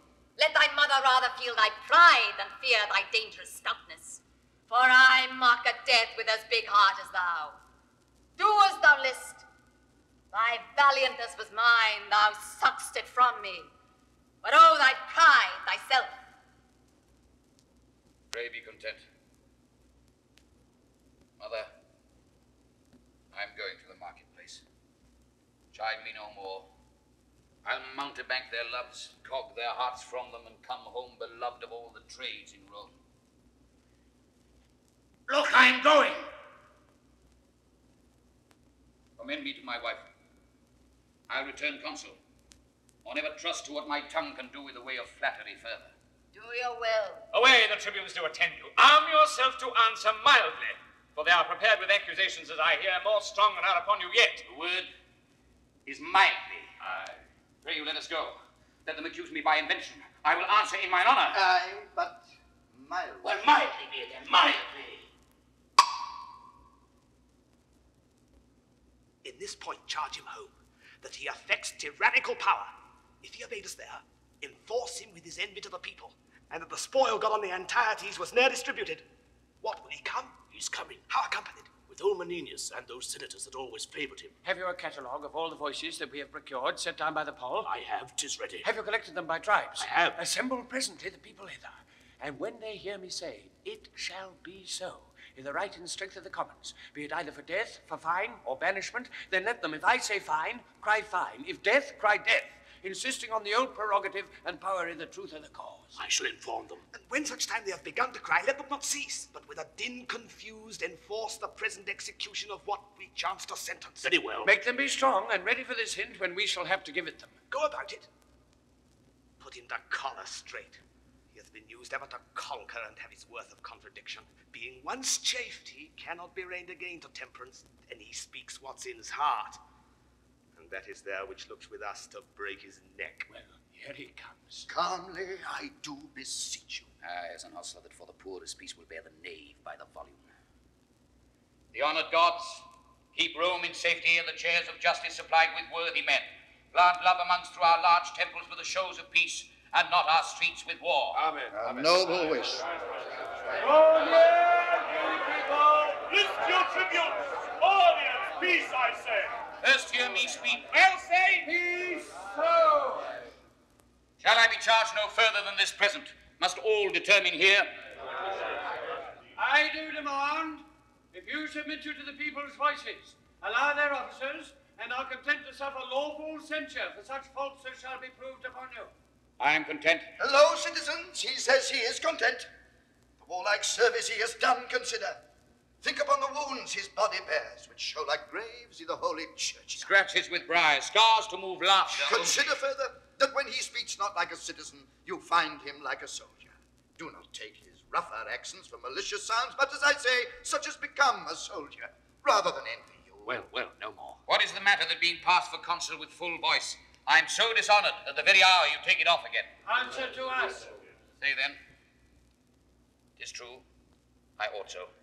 We charge that you have contrived to take from Rome all seasoned office, and to wind yourself into a power tyrannical, for which you are a traitor to the people. How? Traitor. Nay, temperately, your promise. The fires of the lowest hell fold in the people. Call me their traitor, thou injurious tribune. Within thine eyes sat 20,000 deaths. In thy hands clutched as many millions. In thy lying tongue both numbers. I would say thou liest unto thee, with a voice as free as I do pray the gods. Peace! We need not put new matter to his charge. What you have seen him do and heard him speak, beating your officers, cursing yourselves, opposing laws with strokes, and here defying those whose great power must try him, even this so criminal and in such capital time, deserves the extremest death. But since he hath served well for Rome... What, you prate at service? I taught of that, but know it. You! Is this the promise that you made your mother? No, I pray you. I'll know no further. Let them pronounce the steep Tarpeian death, vagabond exile, flame, bent to linger but with a grain a day. I will not buy their mercy at the price of one fair word, nor check my courage for what they can give to have with saying, good morrow, peace, peace.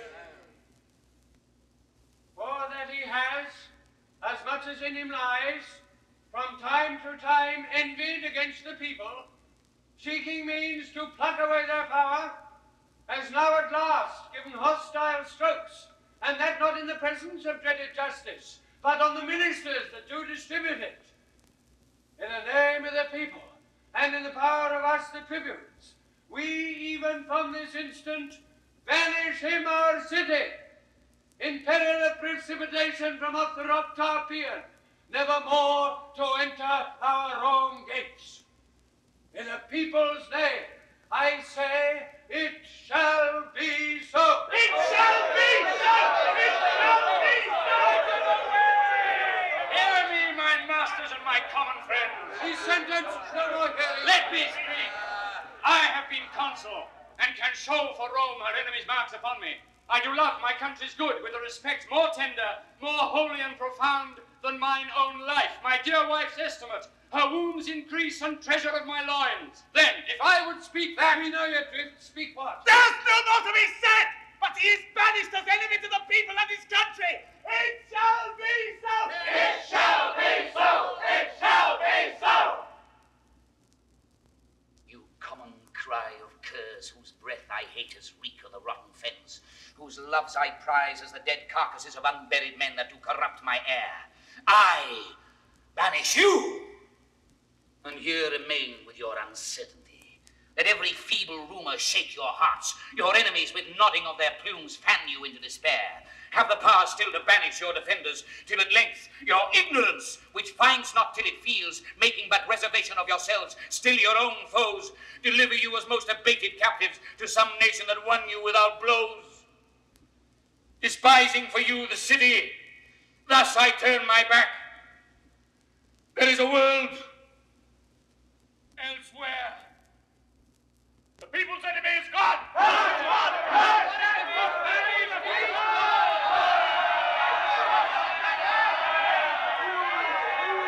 Go see him out at gates, and follow him as he has followed you, with all despite give him deserved vexation. Let a guard attend us through the city.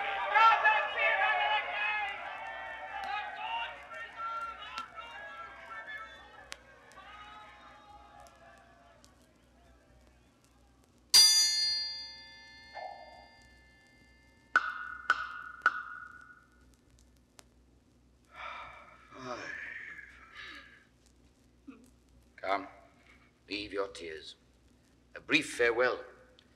The beast with many heads butts me away. Nay, mother, where is your ancient courage? You were used to say extremities was the triad of spirits, that common chances common men could bear, that when the sea was calm, all boats alike showed mastership in floating. Fortune's blows, when most struck home, being gentle wounded, craves a noble cunning. You were used to load me with precepts that would make invincible the heart that conquered. Oh, heavens, oh, heavens. Nay, I prithee, woman. Now the red pestilence strike all trades in Rome, and occupations perish. What? I shall be loved when I am lacked. Nay, mother, resume that spirit when you were wont to say, if you had been the wife of Hercules, 6 of his labors you'd have done and saved your husband so much sweat. Cominius, droop not. Adieu. Farewell, my wife, my mother. I'll do well yet.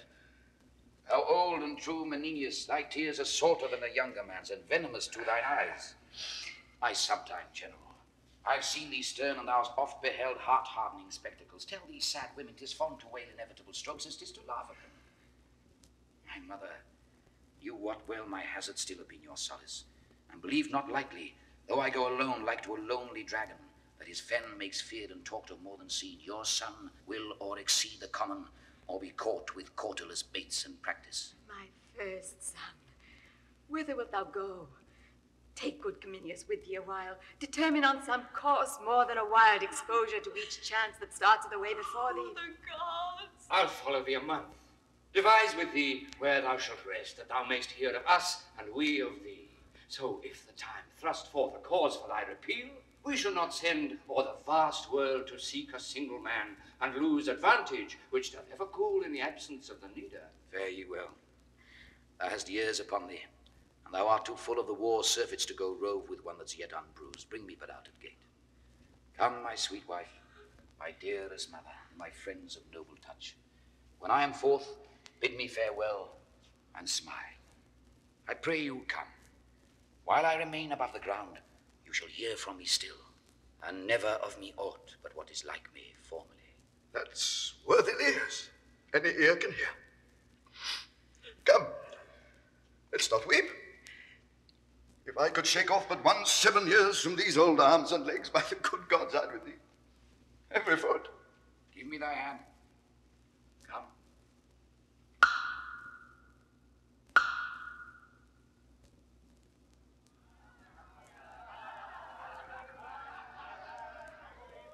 Bid them all home. He's gone. And we'll leave the nobility are vexed whom we see have sided in his power. Now we have shown our power, let us seem humbler after it is done than when it was a doing. Bid them home. Say their great enemy is gone, and they stand in their ancient strength. Dismiss them home. Here comes his mother. Let's not meet her. Why? They say she's mad. They have taken note of us. Keep on your way. Oh, you're well met. The horrid plague of the gods requite your love. Peace, peace, be not so. If that I could for weeping you should hear.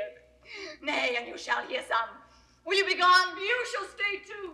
I would I had the power to say so to my husband. Are you mankind? Aye, fool, is that a shame? Note but this fool. Was that a man my father? Hadst thou foxship to banish him that struck more blows for Rome than thou hast spoken words? Oh, blessed heavens. More noble blows than ever thou wise words, and for Rome's good. I'll tell thee what. Yet go. Nay, but thou shalt stay too. I would my son were in Arabia, and thy try before him his good sword in his hand. What then? What then? He'd make an end of thy posterity. Bastards and all. Good man, the wounds that he does bear for Rome.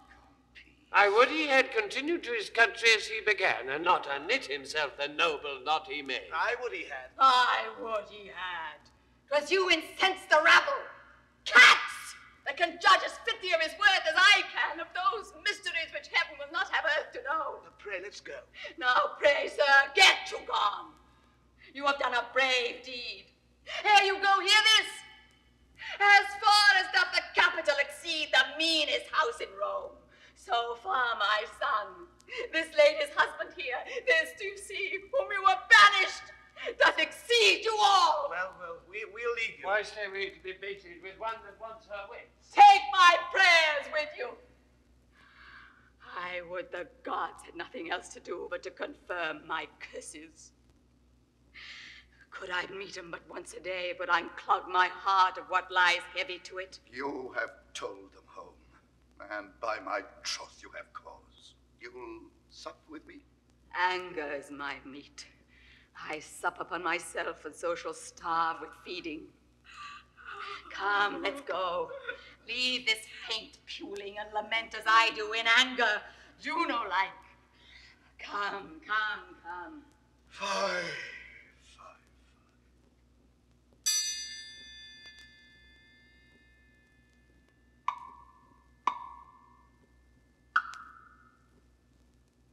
I know you well, sir.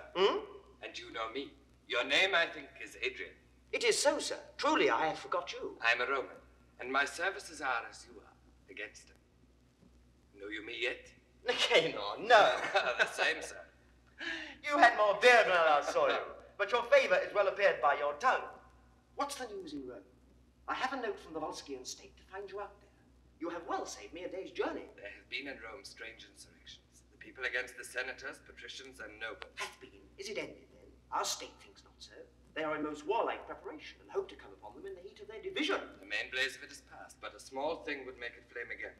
For the nobles receive so to heart the banishment of that worthy Coriolanus, that they're in a ripe aptness to take all power from the people and to pluck from them their tribunes forever. This lies glowing, I can tell you, and is almost mature for a violent breaking out. Coriolanus banished? Banished, sir. You will be welcome with this intelligence, Nicator. The day serves well for them now. I've heard it said the fittest time to corrupt a man's wife is when she's fallen out with her husband. Your noble Tullus Aufidius will appear well in these wars, his great opposer Coriolanus being now in no request of his country. He cannot choose. I am most fortunate thus accidentally to encounter you. You have ended my business, and I will merrily accompany you home. I shall between this and supper tell you most strange things from Rome, all tending to the good of their adversaries. Have you an army ready, say you? A most royal one. The centurions and their charges distinctly billeted, already in the entertainment, and to be on foot at an hour's warning. I'm joyful to hear of their readiness, and am the man, I think, that shall set them in present action. So, sir, heartily well met, and most glad of your company. You take my part from me, sir. I have the most cause to be glad of yours. Well, let us go together.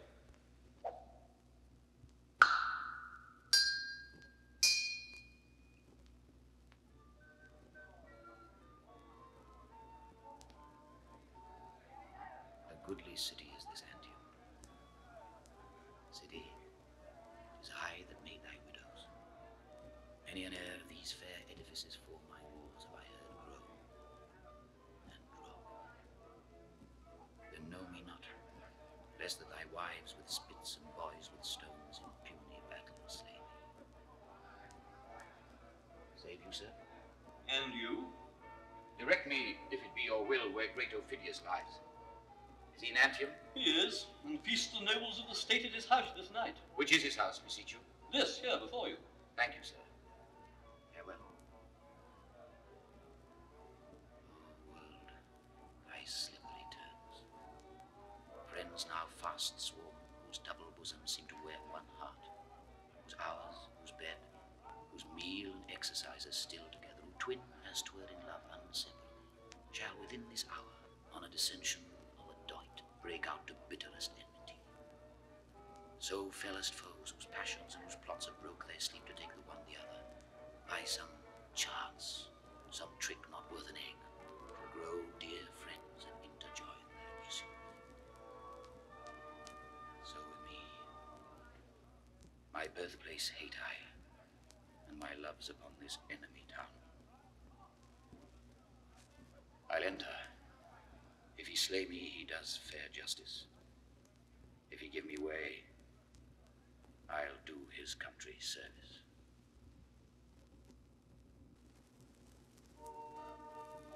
Wine, wine, wine! What service is here? I think our fellows are asleep. Where's Titus? Almost the calls for him. Titus!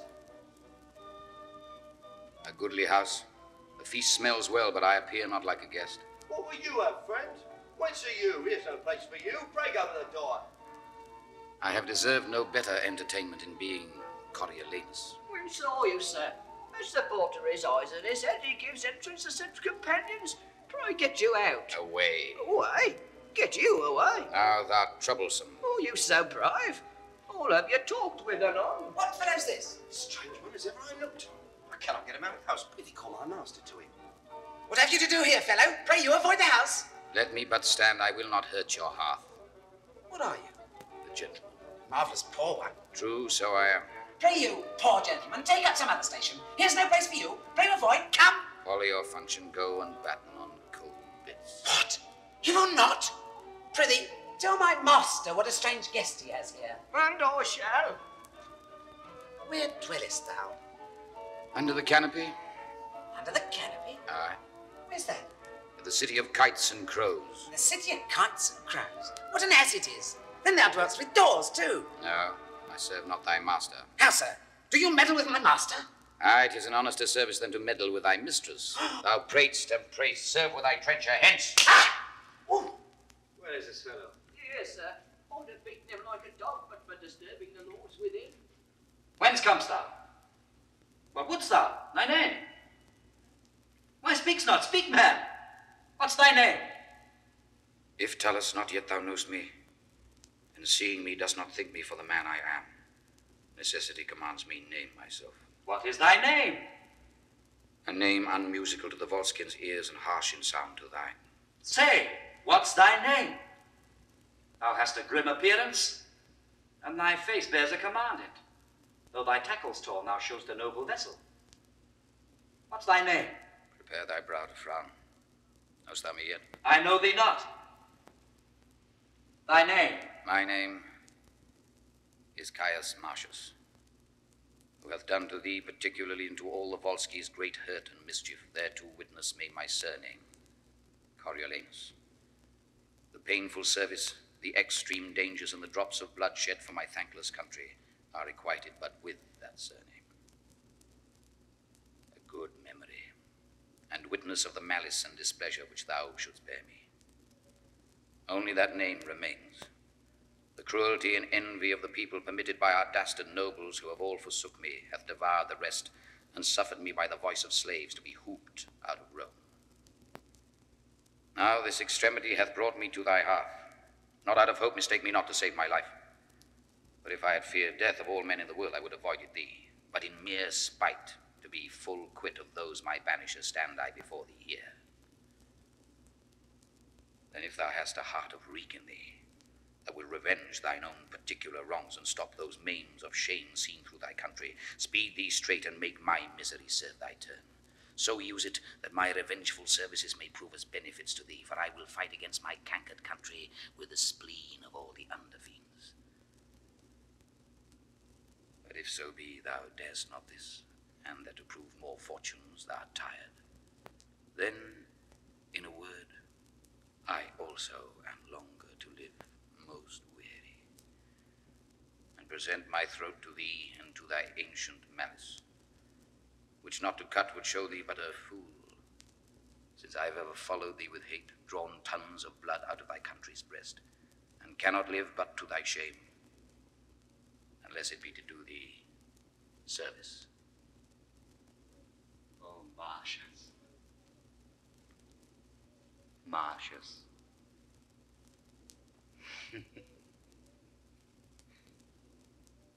Each word thou hast spoke hath weeded from my heart a root of ancient envy. If Jupiter should from yon cloud speak divine things and say 'tis true, I'd not believe them more than thee, all-noble Martius.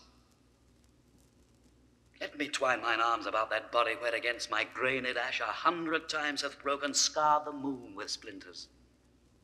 Here I clip the anvil of my sword, and do contest as hotly and as nobly with thy love as ever in ambitious strength I did contend against thy valor. Know thou first, I love the maid I married, never man sighed truer breath. But that I see thee here, thou noble thing, more dances my rapt heart than when I first my wedded mistress saw bestride my threshold. Why, thou Mars, I tell thee, we have a power on foot, and I had purpose once more to hew thy target from thy brawn or lose mine arm for it. Thou hast beat me out 12 several times, and I have nightly since dreamt of encounters twixt thyself and me.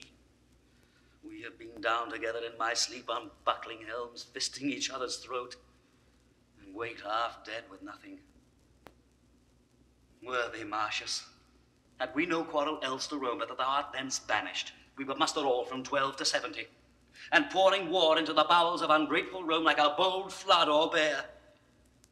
Oh, come, go in, and take our friendless senators with their hands who now are here taking their leaves of me, who am prepared against your territories, though not for Rome itself. You bless me, God. Therefore, most absolute sir, if thou wilt have the leading of thine own revenges, take the one half of my commission, and set down as best thou art experienced, since thou knowest thy country's strength and weakness, thine own ways, whether to knock against the gates of Rome, or rudely visit them in parts remote, to fright them, ere destroy. But come in. Let me commend thee first to those that shall say yea to thy desires. 1,000 welcomes, and more a friend than e'er an enemy, yet Martius, that was much. Your hand, most welcome. Here's a strange alteration. By my hand, I'd thought of stroking him with a cudgel, and yet my mind gave me his clothes made a false report on him. What an arm he has. He turned me about with his finger and thumb as one would set up a top. Aye, I knew by his face there was something in him. He had, sir, a kind of face, methought. I cannot tell how to term it. He had so. Looking as it were. Well, I were hanged, but I thought there was more in him than I could think. So did I, I'll be sworn. He is simply the rarest man in the world. I think he is. But a greater soldier than he, you what one? Oh, my master? Nay, it's no matter for that. Worth 6 on him. Nay, not so, neither. But I take him to be the greater soldier. Oh, faith, look you, one cannot tell how to say that. For the defence of a town, our general is excellent. Aye, and for an assault, too. Oh, slaves, I can tell you news! News, you rascals! What? I would not be a Roman of all nations. I just leave the condemned man. Wherefore? Why, here's he that was what to thwack out General Caius Martius. What do you say, thwack our general? I did not say thwack our general, but he was always good enough for him. Come here, fellows and friends. He was ever too old for him. I've heard him say so himself. It was too hard for him directly to say the truth on't. For Coriolanus, he scotched him and notched him like a carbonara. And had he been cannibally given, he might have boiled and eaten him too. But more of thy news. Why, he is so made on here within, as if he was son and heir to Mars, set it up into the table. No questions asked him by any of the senators, but they stand bold before him. Our general himself makes a mistress of him, sanctifies himself with his hand, and turns up the white of the eye to his discourse. But the bottom of the news is, our general is cut in the middle, and but one half of what he was yesterday. The other is half by the entreaty and grant of the old table. He'll go, he says, and sound the porter of Rome gates by the ears. He will mow all down before him, and leave his passage bold. And he's as like to do it as any man I can imagine. Do it? He will do it. For look you, sir, he has as many friends as enemies, which friends, sir, as it were, does not look you, sir, show themselves, as we term it, his friends, whilst he's in directitude. But when they shall see, sir, his crest up again and a man in blood, they will out of their burrows like conies after rain and revel all with him. But when goes this forward? Tomorrow, today, presently, you shall have the drum struck up this afternoon. 'Tis as it were a parcel of their feast, and to be executed ere they wipe their lips. Oh, then we shall have a stirring world again. Oh, this peace is nothing but to rust iron, increase tailors, and breed ballad makers. Let me have war, say I. It exceeds peace as far as day does night. It's sprightly walking, audible and full of vent. Peace is a very apoplexy, lethargy, mould, deaf, sleepy, insensible, a getter of more bastard children than war's a destroyer of men. Oh, it is so, and as wars in some sort might be said to be a ravisher, so it cannot be denied. But peace is a great maker of cacos. Aye, and it makes men hate one another. Reason? Because they then less need one another. The war's for my money. I hope to see Romans as cheap as Volscians. Oh, they're rising. They're rising. In.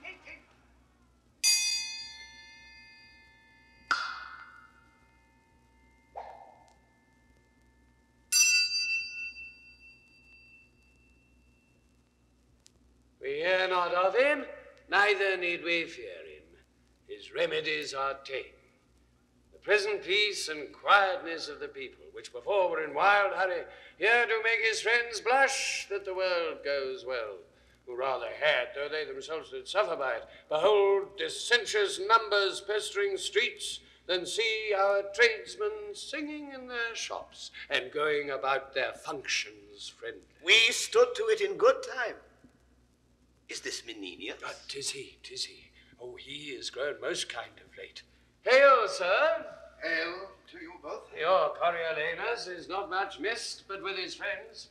The Commonwealth doth stand, and so would do were he more angry at it. All's well. It might have been much better if he could have temporized. Where is he? Hear you? Nay, I hear nothing. His mother and his wife hear nothing from him. The gods preserve you both. Good day, our neighbours. Good day to you all. Good day to you all. Ourselves, our wives and children on our knees are bound to pray for you both. Live and thrive. Farewell, kind neighbours. Farewell. We wished Coriolanus had loved you as we did. Now the gods keep you. Farewell. This is a happier and more comely time than when these fellows ran about the streets crying confusion. Caius Martius was a worthy officer in the war, but insolent, o'ercome with pride, ambitious, past all thinking, self-loving. And affecting one's sole throne without assistance. I think not so. We should by this to all our lamentation if he'd gone forth consul, found it so. The gods have well prevented it, and Rome sits safe and still without him. Worthy tribunes, there is a slave whom we have put in prison. Reports of Volscians with two several powers are entered in the Roman territories, and with the deepest malice of the war, destroy what lies before them. 'Tis Aufidius, who, hearing of our Martius' banishment, thrusts forth his horns again into the world, which were enshelled when Martius stood for Rome, and durst not once peep out. What talk you of Martius? Go see this rumour of whipped. Cannot be the Volscians outbreak with us. Cannot be! We have record that very well it can, and 3 examples of the like have been within mine age. But reason with the fellow before you punish him. Where he heard this, lest you should chance to whip your information and beat the messenger who bids beware of what is to be dreaded. Shall not be. I know this cannot be. Not possible. The nobles in great earnestness are going all to the Senate House. Some news is coming that turns their countenances. 'Tis this slave. Go, whip him before the people's eyes. His raising, nothing but his report. Yes, worthy sir. The slave's report is seconded, and more fearful is delivered. What more fearful? It is spoke freely out of many mouths, how probable I do not know, that Martius, joined with Aufidius, leads a power against Rome, and vows revenge as spacious as between the youngest and oldest thing. This is most likely. Raised only that the weaker sort may wish good Martius home again. The very trick on't. This is unlikely. He and Aufidius can no more atone than violence to contrariety. You are sent for to the Senate. A fearful army led by Caius Martius, associated with Aufidius, rages upon our territories, and have already all borne their way, consumed with fire, and took what lay before them. Oh, you have made good work. News. You have helped off to ravish your own daughters, and to melt the city leads upon your pates, to see your wives dishonored to your noses. What's the news? Your temples burned in their cement, and your franchises whereon you stood, confined into an augur's bore. Pray now your news. You have made fair work, I fear me. Pray your news, if Martius should be joined with Volscian. If? He is their god. He leads them like a thing made by some other deity than nature, that shapes man better. And they follow him against us, brats, with no less confidence than boys pursuing summer butterflies, or butchers killing flies. You have made good work, you and your apron men. You that stood so much upon the voice of occupation and the breath of garlic eaters. Here, shake your Rome about your ears. As Hercules did shake down mellow fruit, you have made fair work. But is this true, sir? Aye, and you'll look pale before you find it other. All the regions do smilingly revolt, and who resists are mocked for valiant ignorance, and perish constant fools. Who can blame him? Your enemies and his find something in him. We are all undone, unless the noble man have mercy. Who shall ask it? The tribunes cannot do it for shame.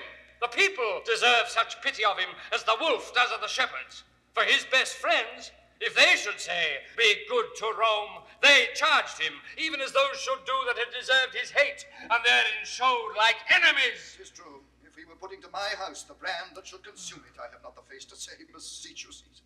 You have made fair hands, you and your crafts. You have crafted fair. You have brought a trembling upon Rome, such as was never so incapable of help. Say not we brought it. How? Was we?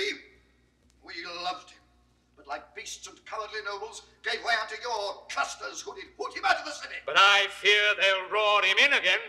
Tullus Aufidius, the second name of men, obeys his points as if he were his officer. Desperation is all the policy, strength, and defense that Rome can make against them. Here come the clusters, and is Aufidius with him? You are they that made the air unwholesome, when you cast your stinking greasy caps in hooting at Coriolanus' exile. Now he's coming, and not a hair upon a soldier's head which will not prove a whip. As many coxcombs as you threw caps up will he tumble down and pay you for your voices. 'Tis no matter. If he could burn us all into one coal, we have deserved it. Hey, we hear fearful news. For mine own part, when I said banish him, I said 'twas pity. And so did I. Then to say the truth, very many of us did for the best and willingly consented to his banishment, yet it was against our will. Your goodly things, you voices. You have made good work, you and your cry. Goes to the capital. Oh, aye. What else? Go, masters, get you home. Be not dismayed. These are a side that would be glad to have this true which they so seem to fear. Go home and show no sign of fear. The gods be good to us.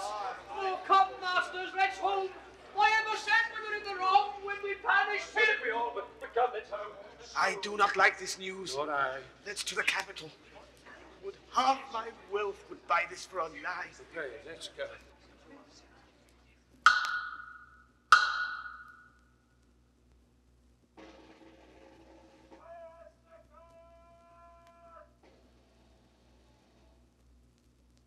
Do they still fly to the Roman?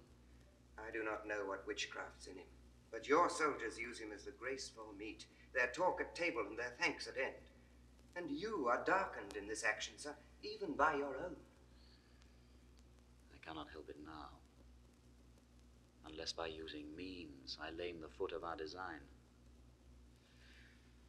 He bears himself more proudly even to my person than I thought he would when first I did embrace him. But his nature, and that's no changeling, and I must excuse what cannot be amended. Yet I wish, sir, I mean for your particular, you had not joined in commission with him, but either have borne the action of yourself, or else to him had left it solely. I understand thee well, and be thou sure when he shall come to his account, he knows not what I can urge against him. Although it seems, and so he thinks, and is no less apparent to the vulgar eye, that he bears all things fairly, and shows good husbandry for the Volscian state, fights dragon-like, and does achieve as soon as draw his sword. Yet he hath left undone that which shall break his neck, or hazard mine, whene'er we come to our account. Sir, I beseech you, Think you he'll carry Rome? All places yield to him ere he sits down, and the nobility of Rome are his. The senators and patricians love him too. The tribunes are no soldiers, and their people will be as rash in the repeal as hasty to expel him thence. I think he'll be to Rome as is the osprey to the fish, who takes it by sovereignty of nature. First, he was a noble servant to them, but he could not carry his honours even. Whether 'twas pride, which out of daily fortune ever taints the happy man, whether defect of judgment, to fail in the disposing of those chances which he was lord of, or whether nature, not to be other than one thing, not moving from the cask to the cushion, but commanding peace even with the same austerity and garb as he controlled the war. But one of these, as he hath spices of them all, not all, for I dare so far free him, made him feared, so hated, and so banished. But he has a merit to choke it in the utterance. So our virtues lie in the interpretation of the time. And power unto itself most commendable hath not a tomb so evident as a chair to extol what it hath done. One fire drives out one fire, one nail. Rights by rights founder, strengths by strengths do fail. Come, let's away. When, Caius, Rome is thine, thou art poorest of all. Then shortly art thou mine.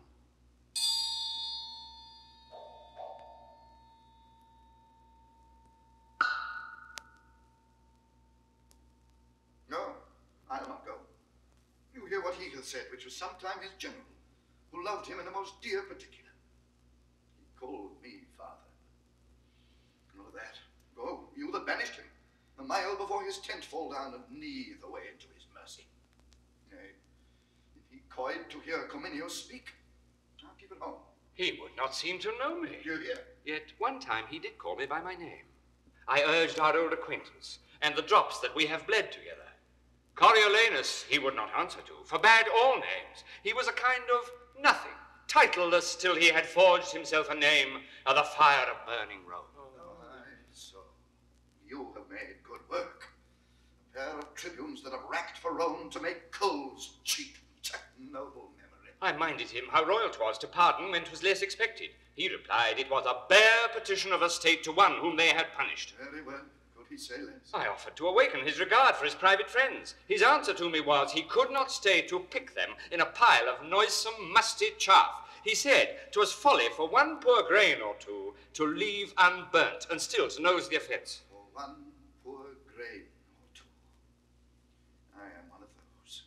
His mother, wife, his child, and this brave fellow too.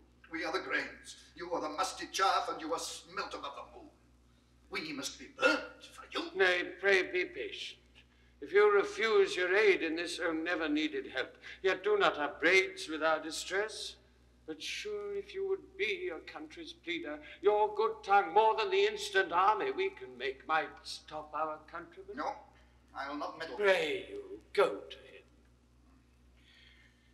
What should I do? Only make trial what your love can do for Rome towards Martius. Well, say that Martius returned me as Cominius is returned unheard. What then? But as a discontented friend, grief shot with his unkindness saved his own. Yet your goodwill must have that thanks from Rome after the measure as you intended. Well, I'll undertake it. I think he'll hear me. Yet to bite his lip and hum at good Cominius much unhearts me. He was not taken well. He had not dined. The veins unfilled, our blood is cold, and then we pout upon the morning, are unapt to give or to forgive. But when we stuff these pipes and these conveyances of our blood with wine, feeding, we have suppler souls in our priest-like fasts. Therefore, I'll watch him till he be dieted to my request. And then I'll set upon him. You know the very road into his kindness and cannot lose your way. Good faith, I'll prove him. Speed how it will, I shall ere long have knowledge of my success. He'll never hear him. Not? I tell you, he does sit in gold. His eye red as 'twould burn Rome, and his injury the jailer to his pity. I kneeled before him. 'Twas very faintly he said, "Rise, dismissed me, thus with his speechless hand. What he would do, he sent in writing after me. What he would not, bound with an oath to hold to his conditions, so that all hope is vain, unless his noble mother and his wife, who, as I hear, mean to solicit him for mercy to his country. Therefore, let's hence, and with our fair entreaties haste them on. Stay! Whence are you? Stand and go back. You guard like men. 'Tis well. But by your leave, I am an officer of state, and come to speak with Coriolanus. From whence? From Rome. You may not pass. You must return. Our general will no more hear from thence. You'll see your Roman brace with fire before you'll speak with Coriolanus. But my friends, if you have heard your general talk of Rome and of his friends there, it is lot to blanks my name hath touched your ears. It is Menenius. Be it so. Go back. The virtue of your name is not here passable. I tell thee, fellow, thy general is my lover. I have been the book of his good acts, whence men have read his fame unparalleled, happily amplified.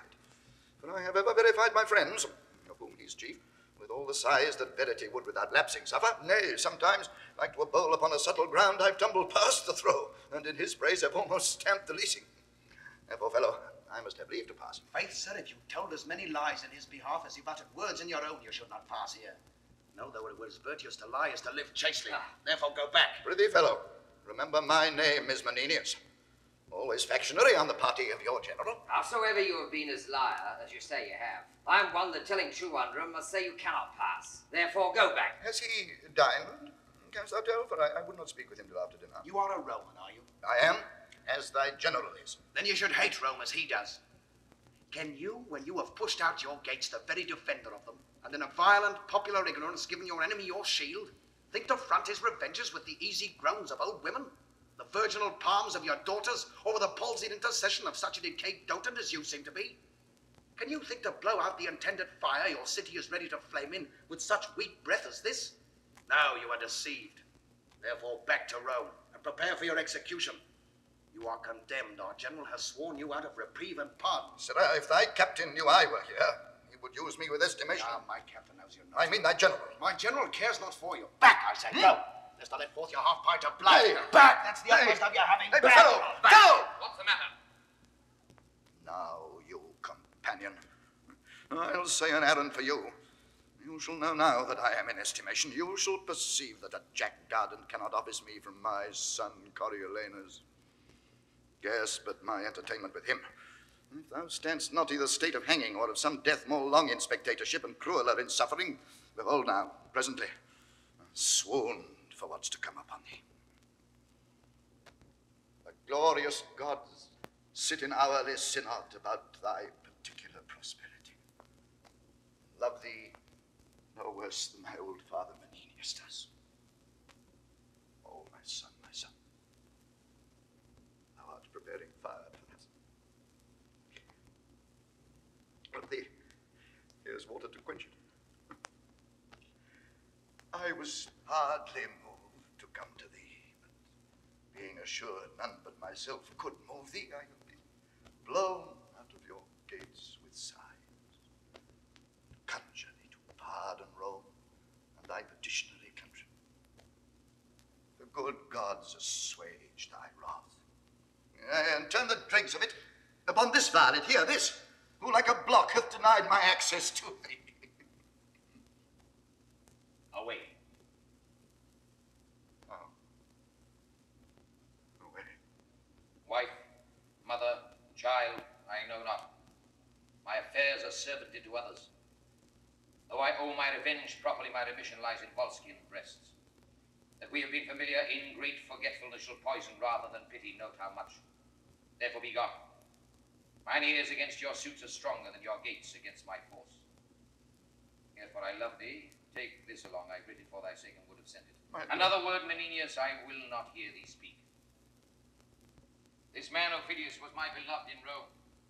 Yet thou beholdst, you keep a constant temper. Now, sir, is your name Menenius? 'Tis a spell you see of much power. You know the way home again. Do you hear how we are sent for keeping your greatness back? What cause do you think I have to swoon? I neither care for the world nor your general. For such things as you, I can scarce think there's any so slight. that hath a will to die by himself fears it not from another. Let your general do his worst. For you, be that you are long, and your misery increase with your age, I say to you, as I was said to. Aye. A noble fellow, I want him. The worthy fellow is our general. He is the rock, the oak not to be wind-shaken.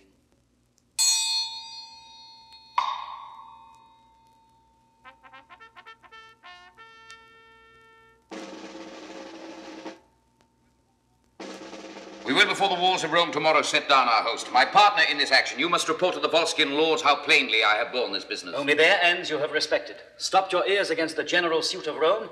Never admitted a private whisper, no, not with such friends, or thought them sure of you.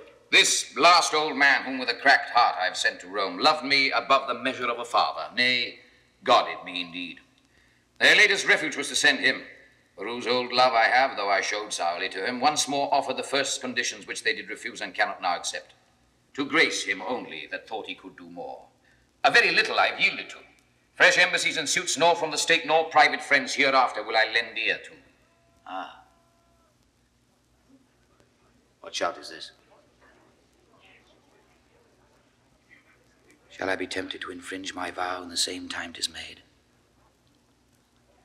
I will not.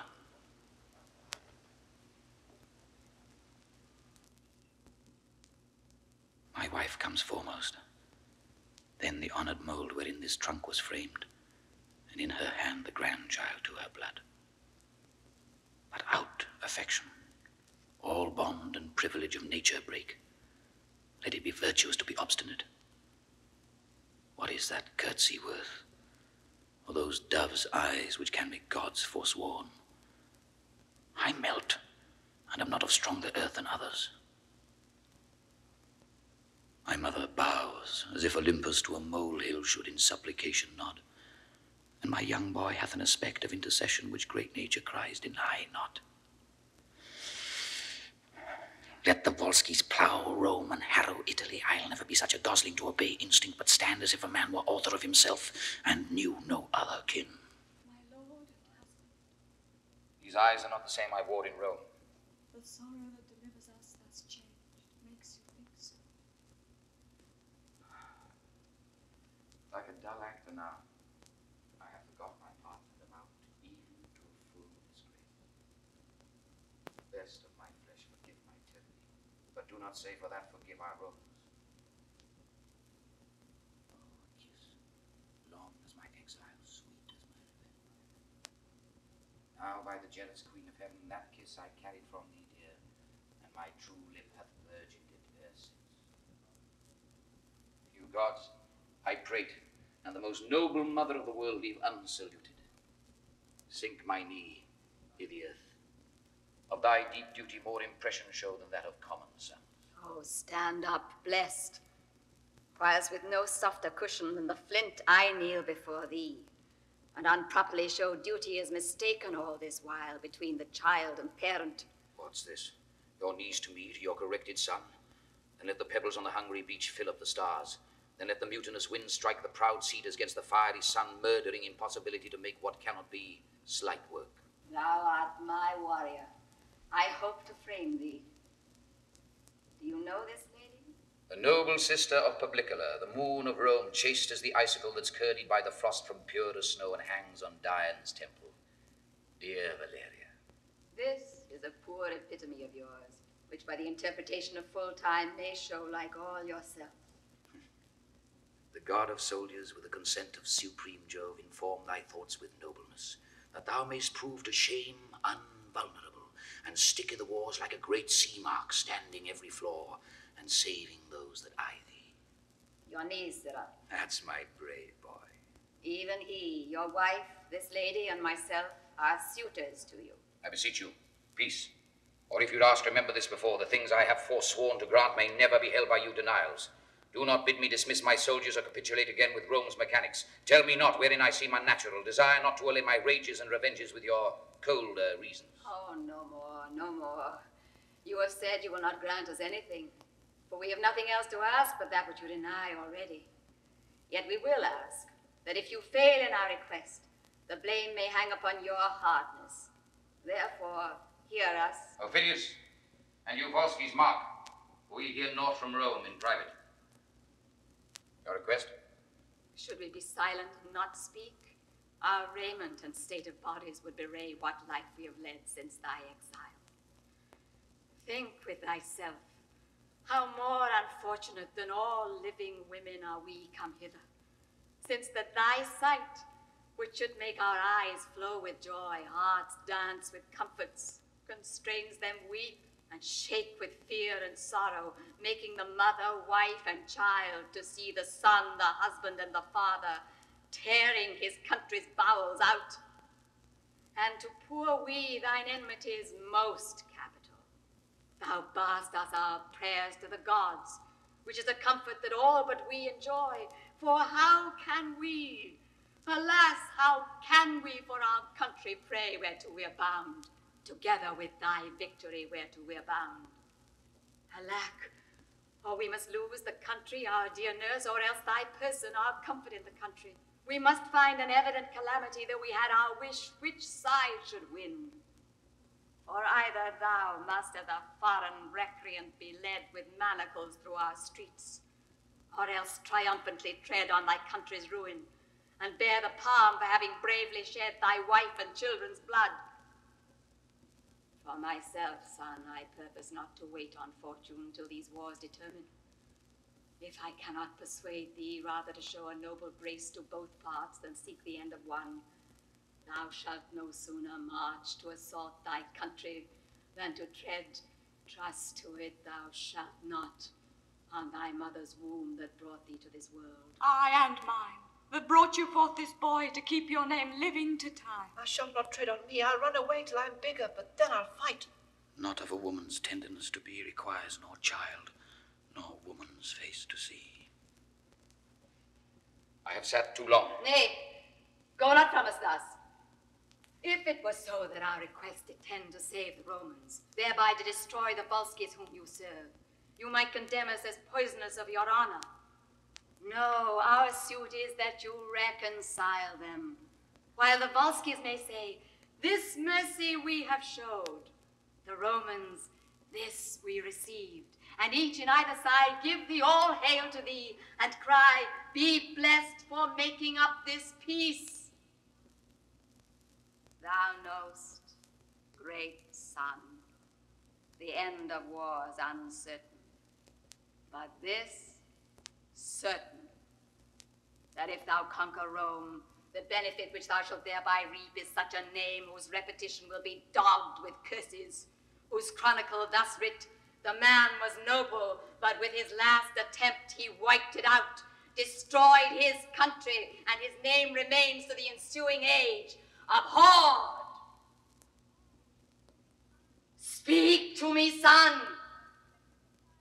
Thou hast affected the fine strains of honor to imitate the graces of the gods, to tear with thunder the wide sheath of the air, and yet to charge thy sulphur with a bolt that should but rive an oak. Why dost not speak? Think'st thou it honorable for a nobleman still to remember wrongs? Daughter, speak you. He cares not for your weeping. Speak thou, boy. Perhaps thy childishness will move him more than can our reasons. There's no man in the world more bound to his mother, yet here he lets me prate like one of the stocks. Thou hast never in thy life showed thy dear mother any courtesy, when she, poor hen, fond of no second brood, has clucked thee to the wars, and safely home loaden with honor. Say my requests unjust, and spurn me back. But if it be not so, thou art not honest, and the gods will plague thee that thou restrainst from me the duty which to a mother's part belongs. He turns away. Down, ladies. Let us shame him with our knees. To his surname Coriolanus longs more pride than pity to our prayers. Down. An end. This is the last.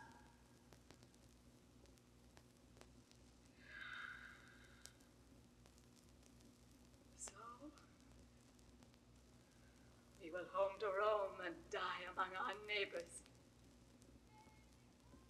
Nay, behold us!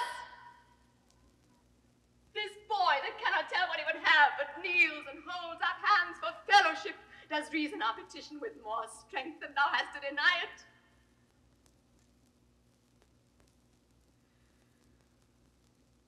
Come, let's go.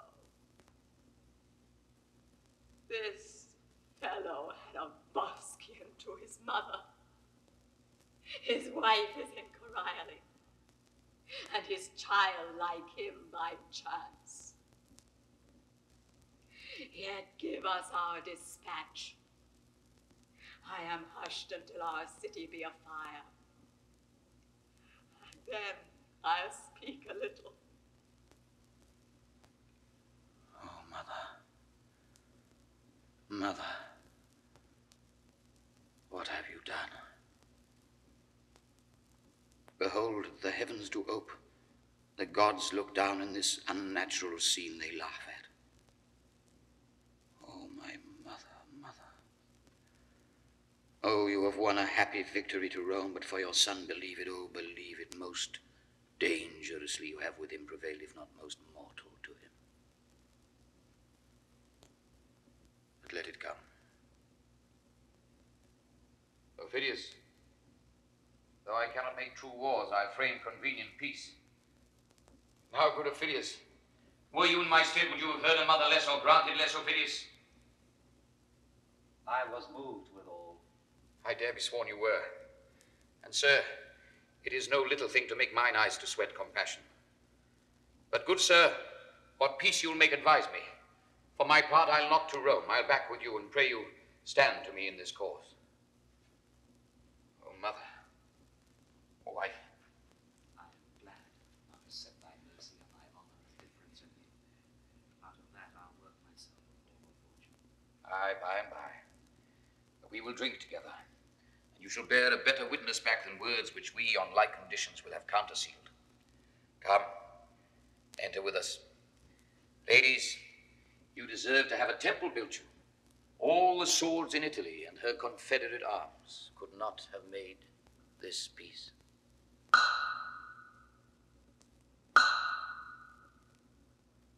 See you yon coin of the Capitol? Yon cornerstone? Why, what of that? If it be possible for you to displace it with your little finger, there is some hope the ladies of Rome, especially his mother, may prevail with him.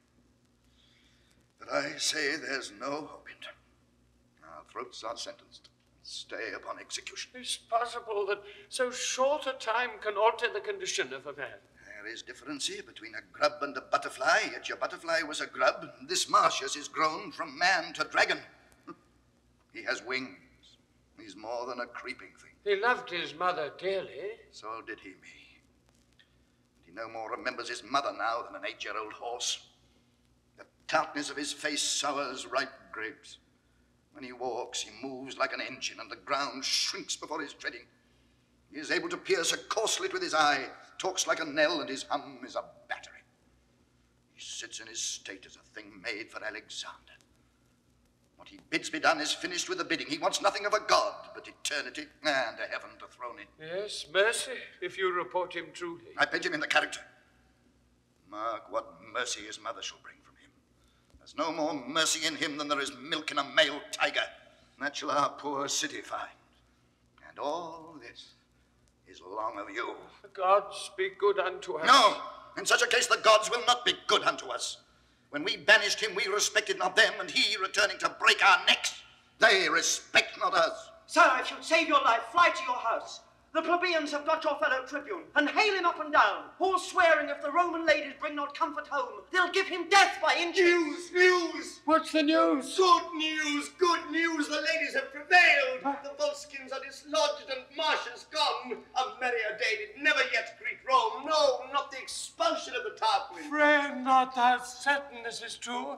Is most certain? Certain as I know the sun is fire. Where have you learnt that you make doubt of it? Ne'er through an arch so hurried the blown time is there a comforted through the gates. Why, hark you, the trumpets, sackbuts, psalteries, and fifes, tabors and cymbals of the shouting Romans make the sun dance. Hark you. This is good news. I will go meet the ladies. This Volumnia is worth of consuls, senators, petitions, a city full. Tributes such as you must see and land full. Well done. This morning for 10,000 of your throat I not have given a point. Hark! Oh, hey! First, the gods bless you for your tidings. Next, accept my thankfulness. Sir, we have all great cause to give great thanks. They're near the city? Almost. We'll meet them and help the cause.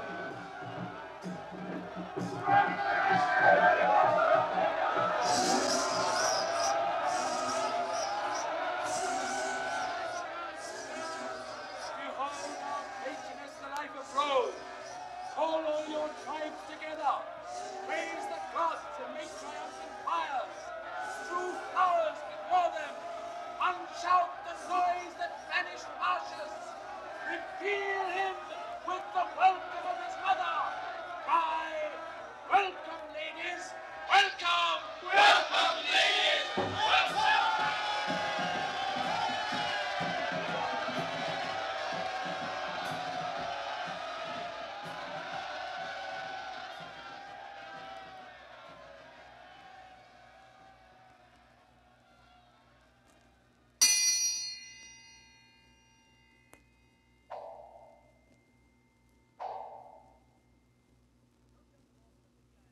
Go tell the lords of the city I am here. Deliver them this paper. Having read it, bid them repair to the marketplace, where I, even in theirs and in the commons' ears, will vouch the truth of it.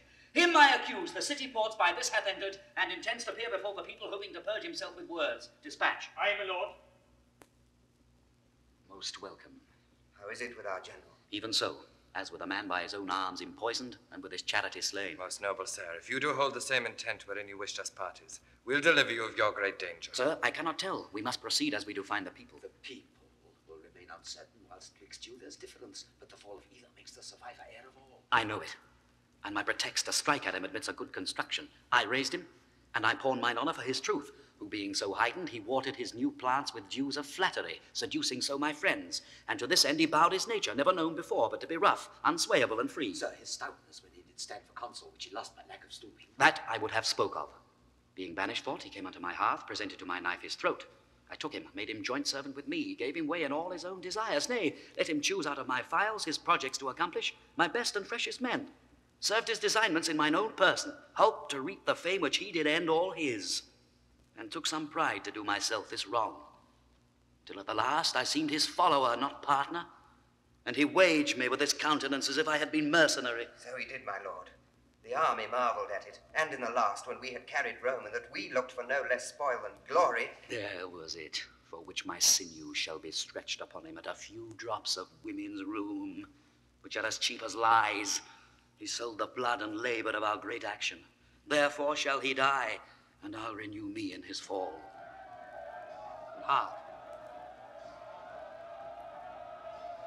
Your native town you entered like a post, and had no welcomes home. But he returned splitting the air with noise. And patient fools whose children he hath slain, their base throats tear with giving him glory. Therefore, at your vantage, ere he express himself, remove the people with what he will say. Let him feel your sword, which will not sacrifice. When he lies along, after your way his tale pronounced, shall bury his reasons with his body. Say no more, here come the lords. You are most welcome home. I have not deserved it. But worthy lords, have you with heed perused what I have written to you? We have, and grieve to hear it. What faults he made before the last, I think, might have found easy fines. But there to end where he was to begin, and give away the benefit of our levies, answering us with our own charge. Making a treaty where there was a yielding, this admits no excuse. He approaches, you shall hear him.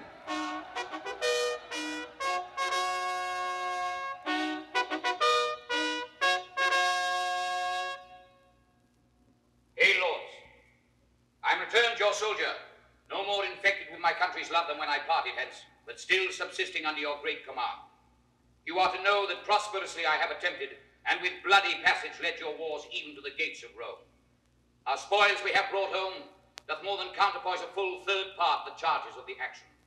We have made peace with no less honor to the Antioches than shame to the Romans. And we here deliver, subscribed by the consuls and patricians, together with the seal of the Senate, what we have compounded on. Read it not, noble lords, but tell the traitor in the highest degree he hath abused your powers. Traitor? How now? Aye, traitor, Martius. Martius? Aye, Martius, Caius Martius, Dost thou think I'll grace thee with that robbery thy stolen name, Coriolanus, in Corioli?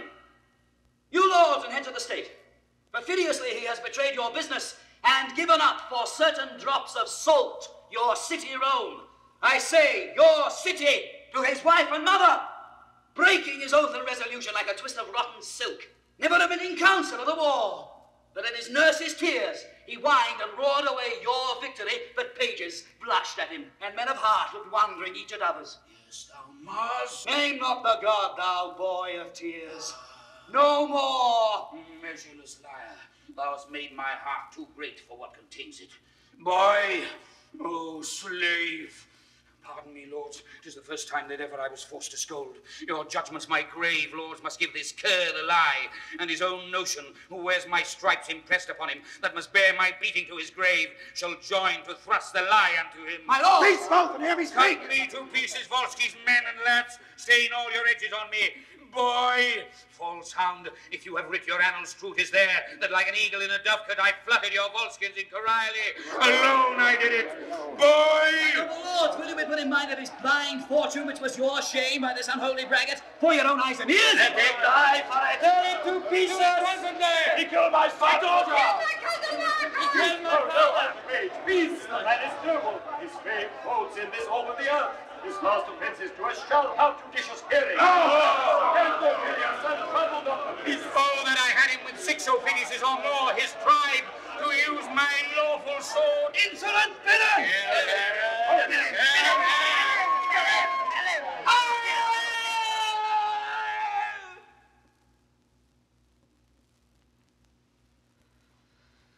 My noble masters, hear me speak. Oh, Tullus. Thou hast done a deed whereat valor. Tread not upon him, masters. All be quiet.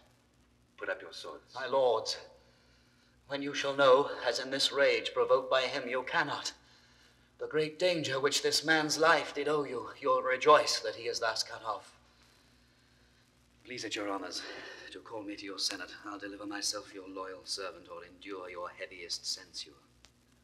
Bear from hence his body, and mourn you for him.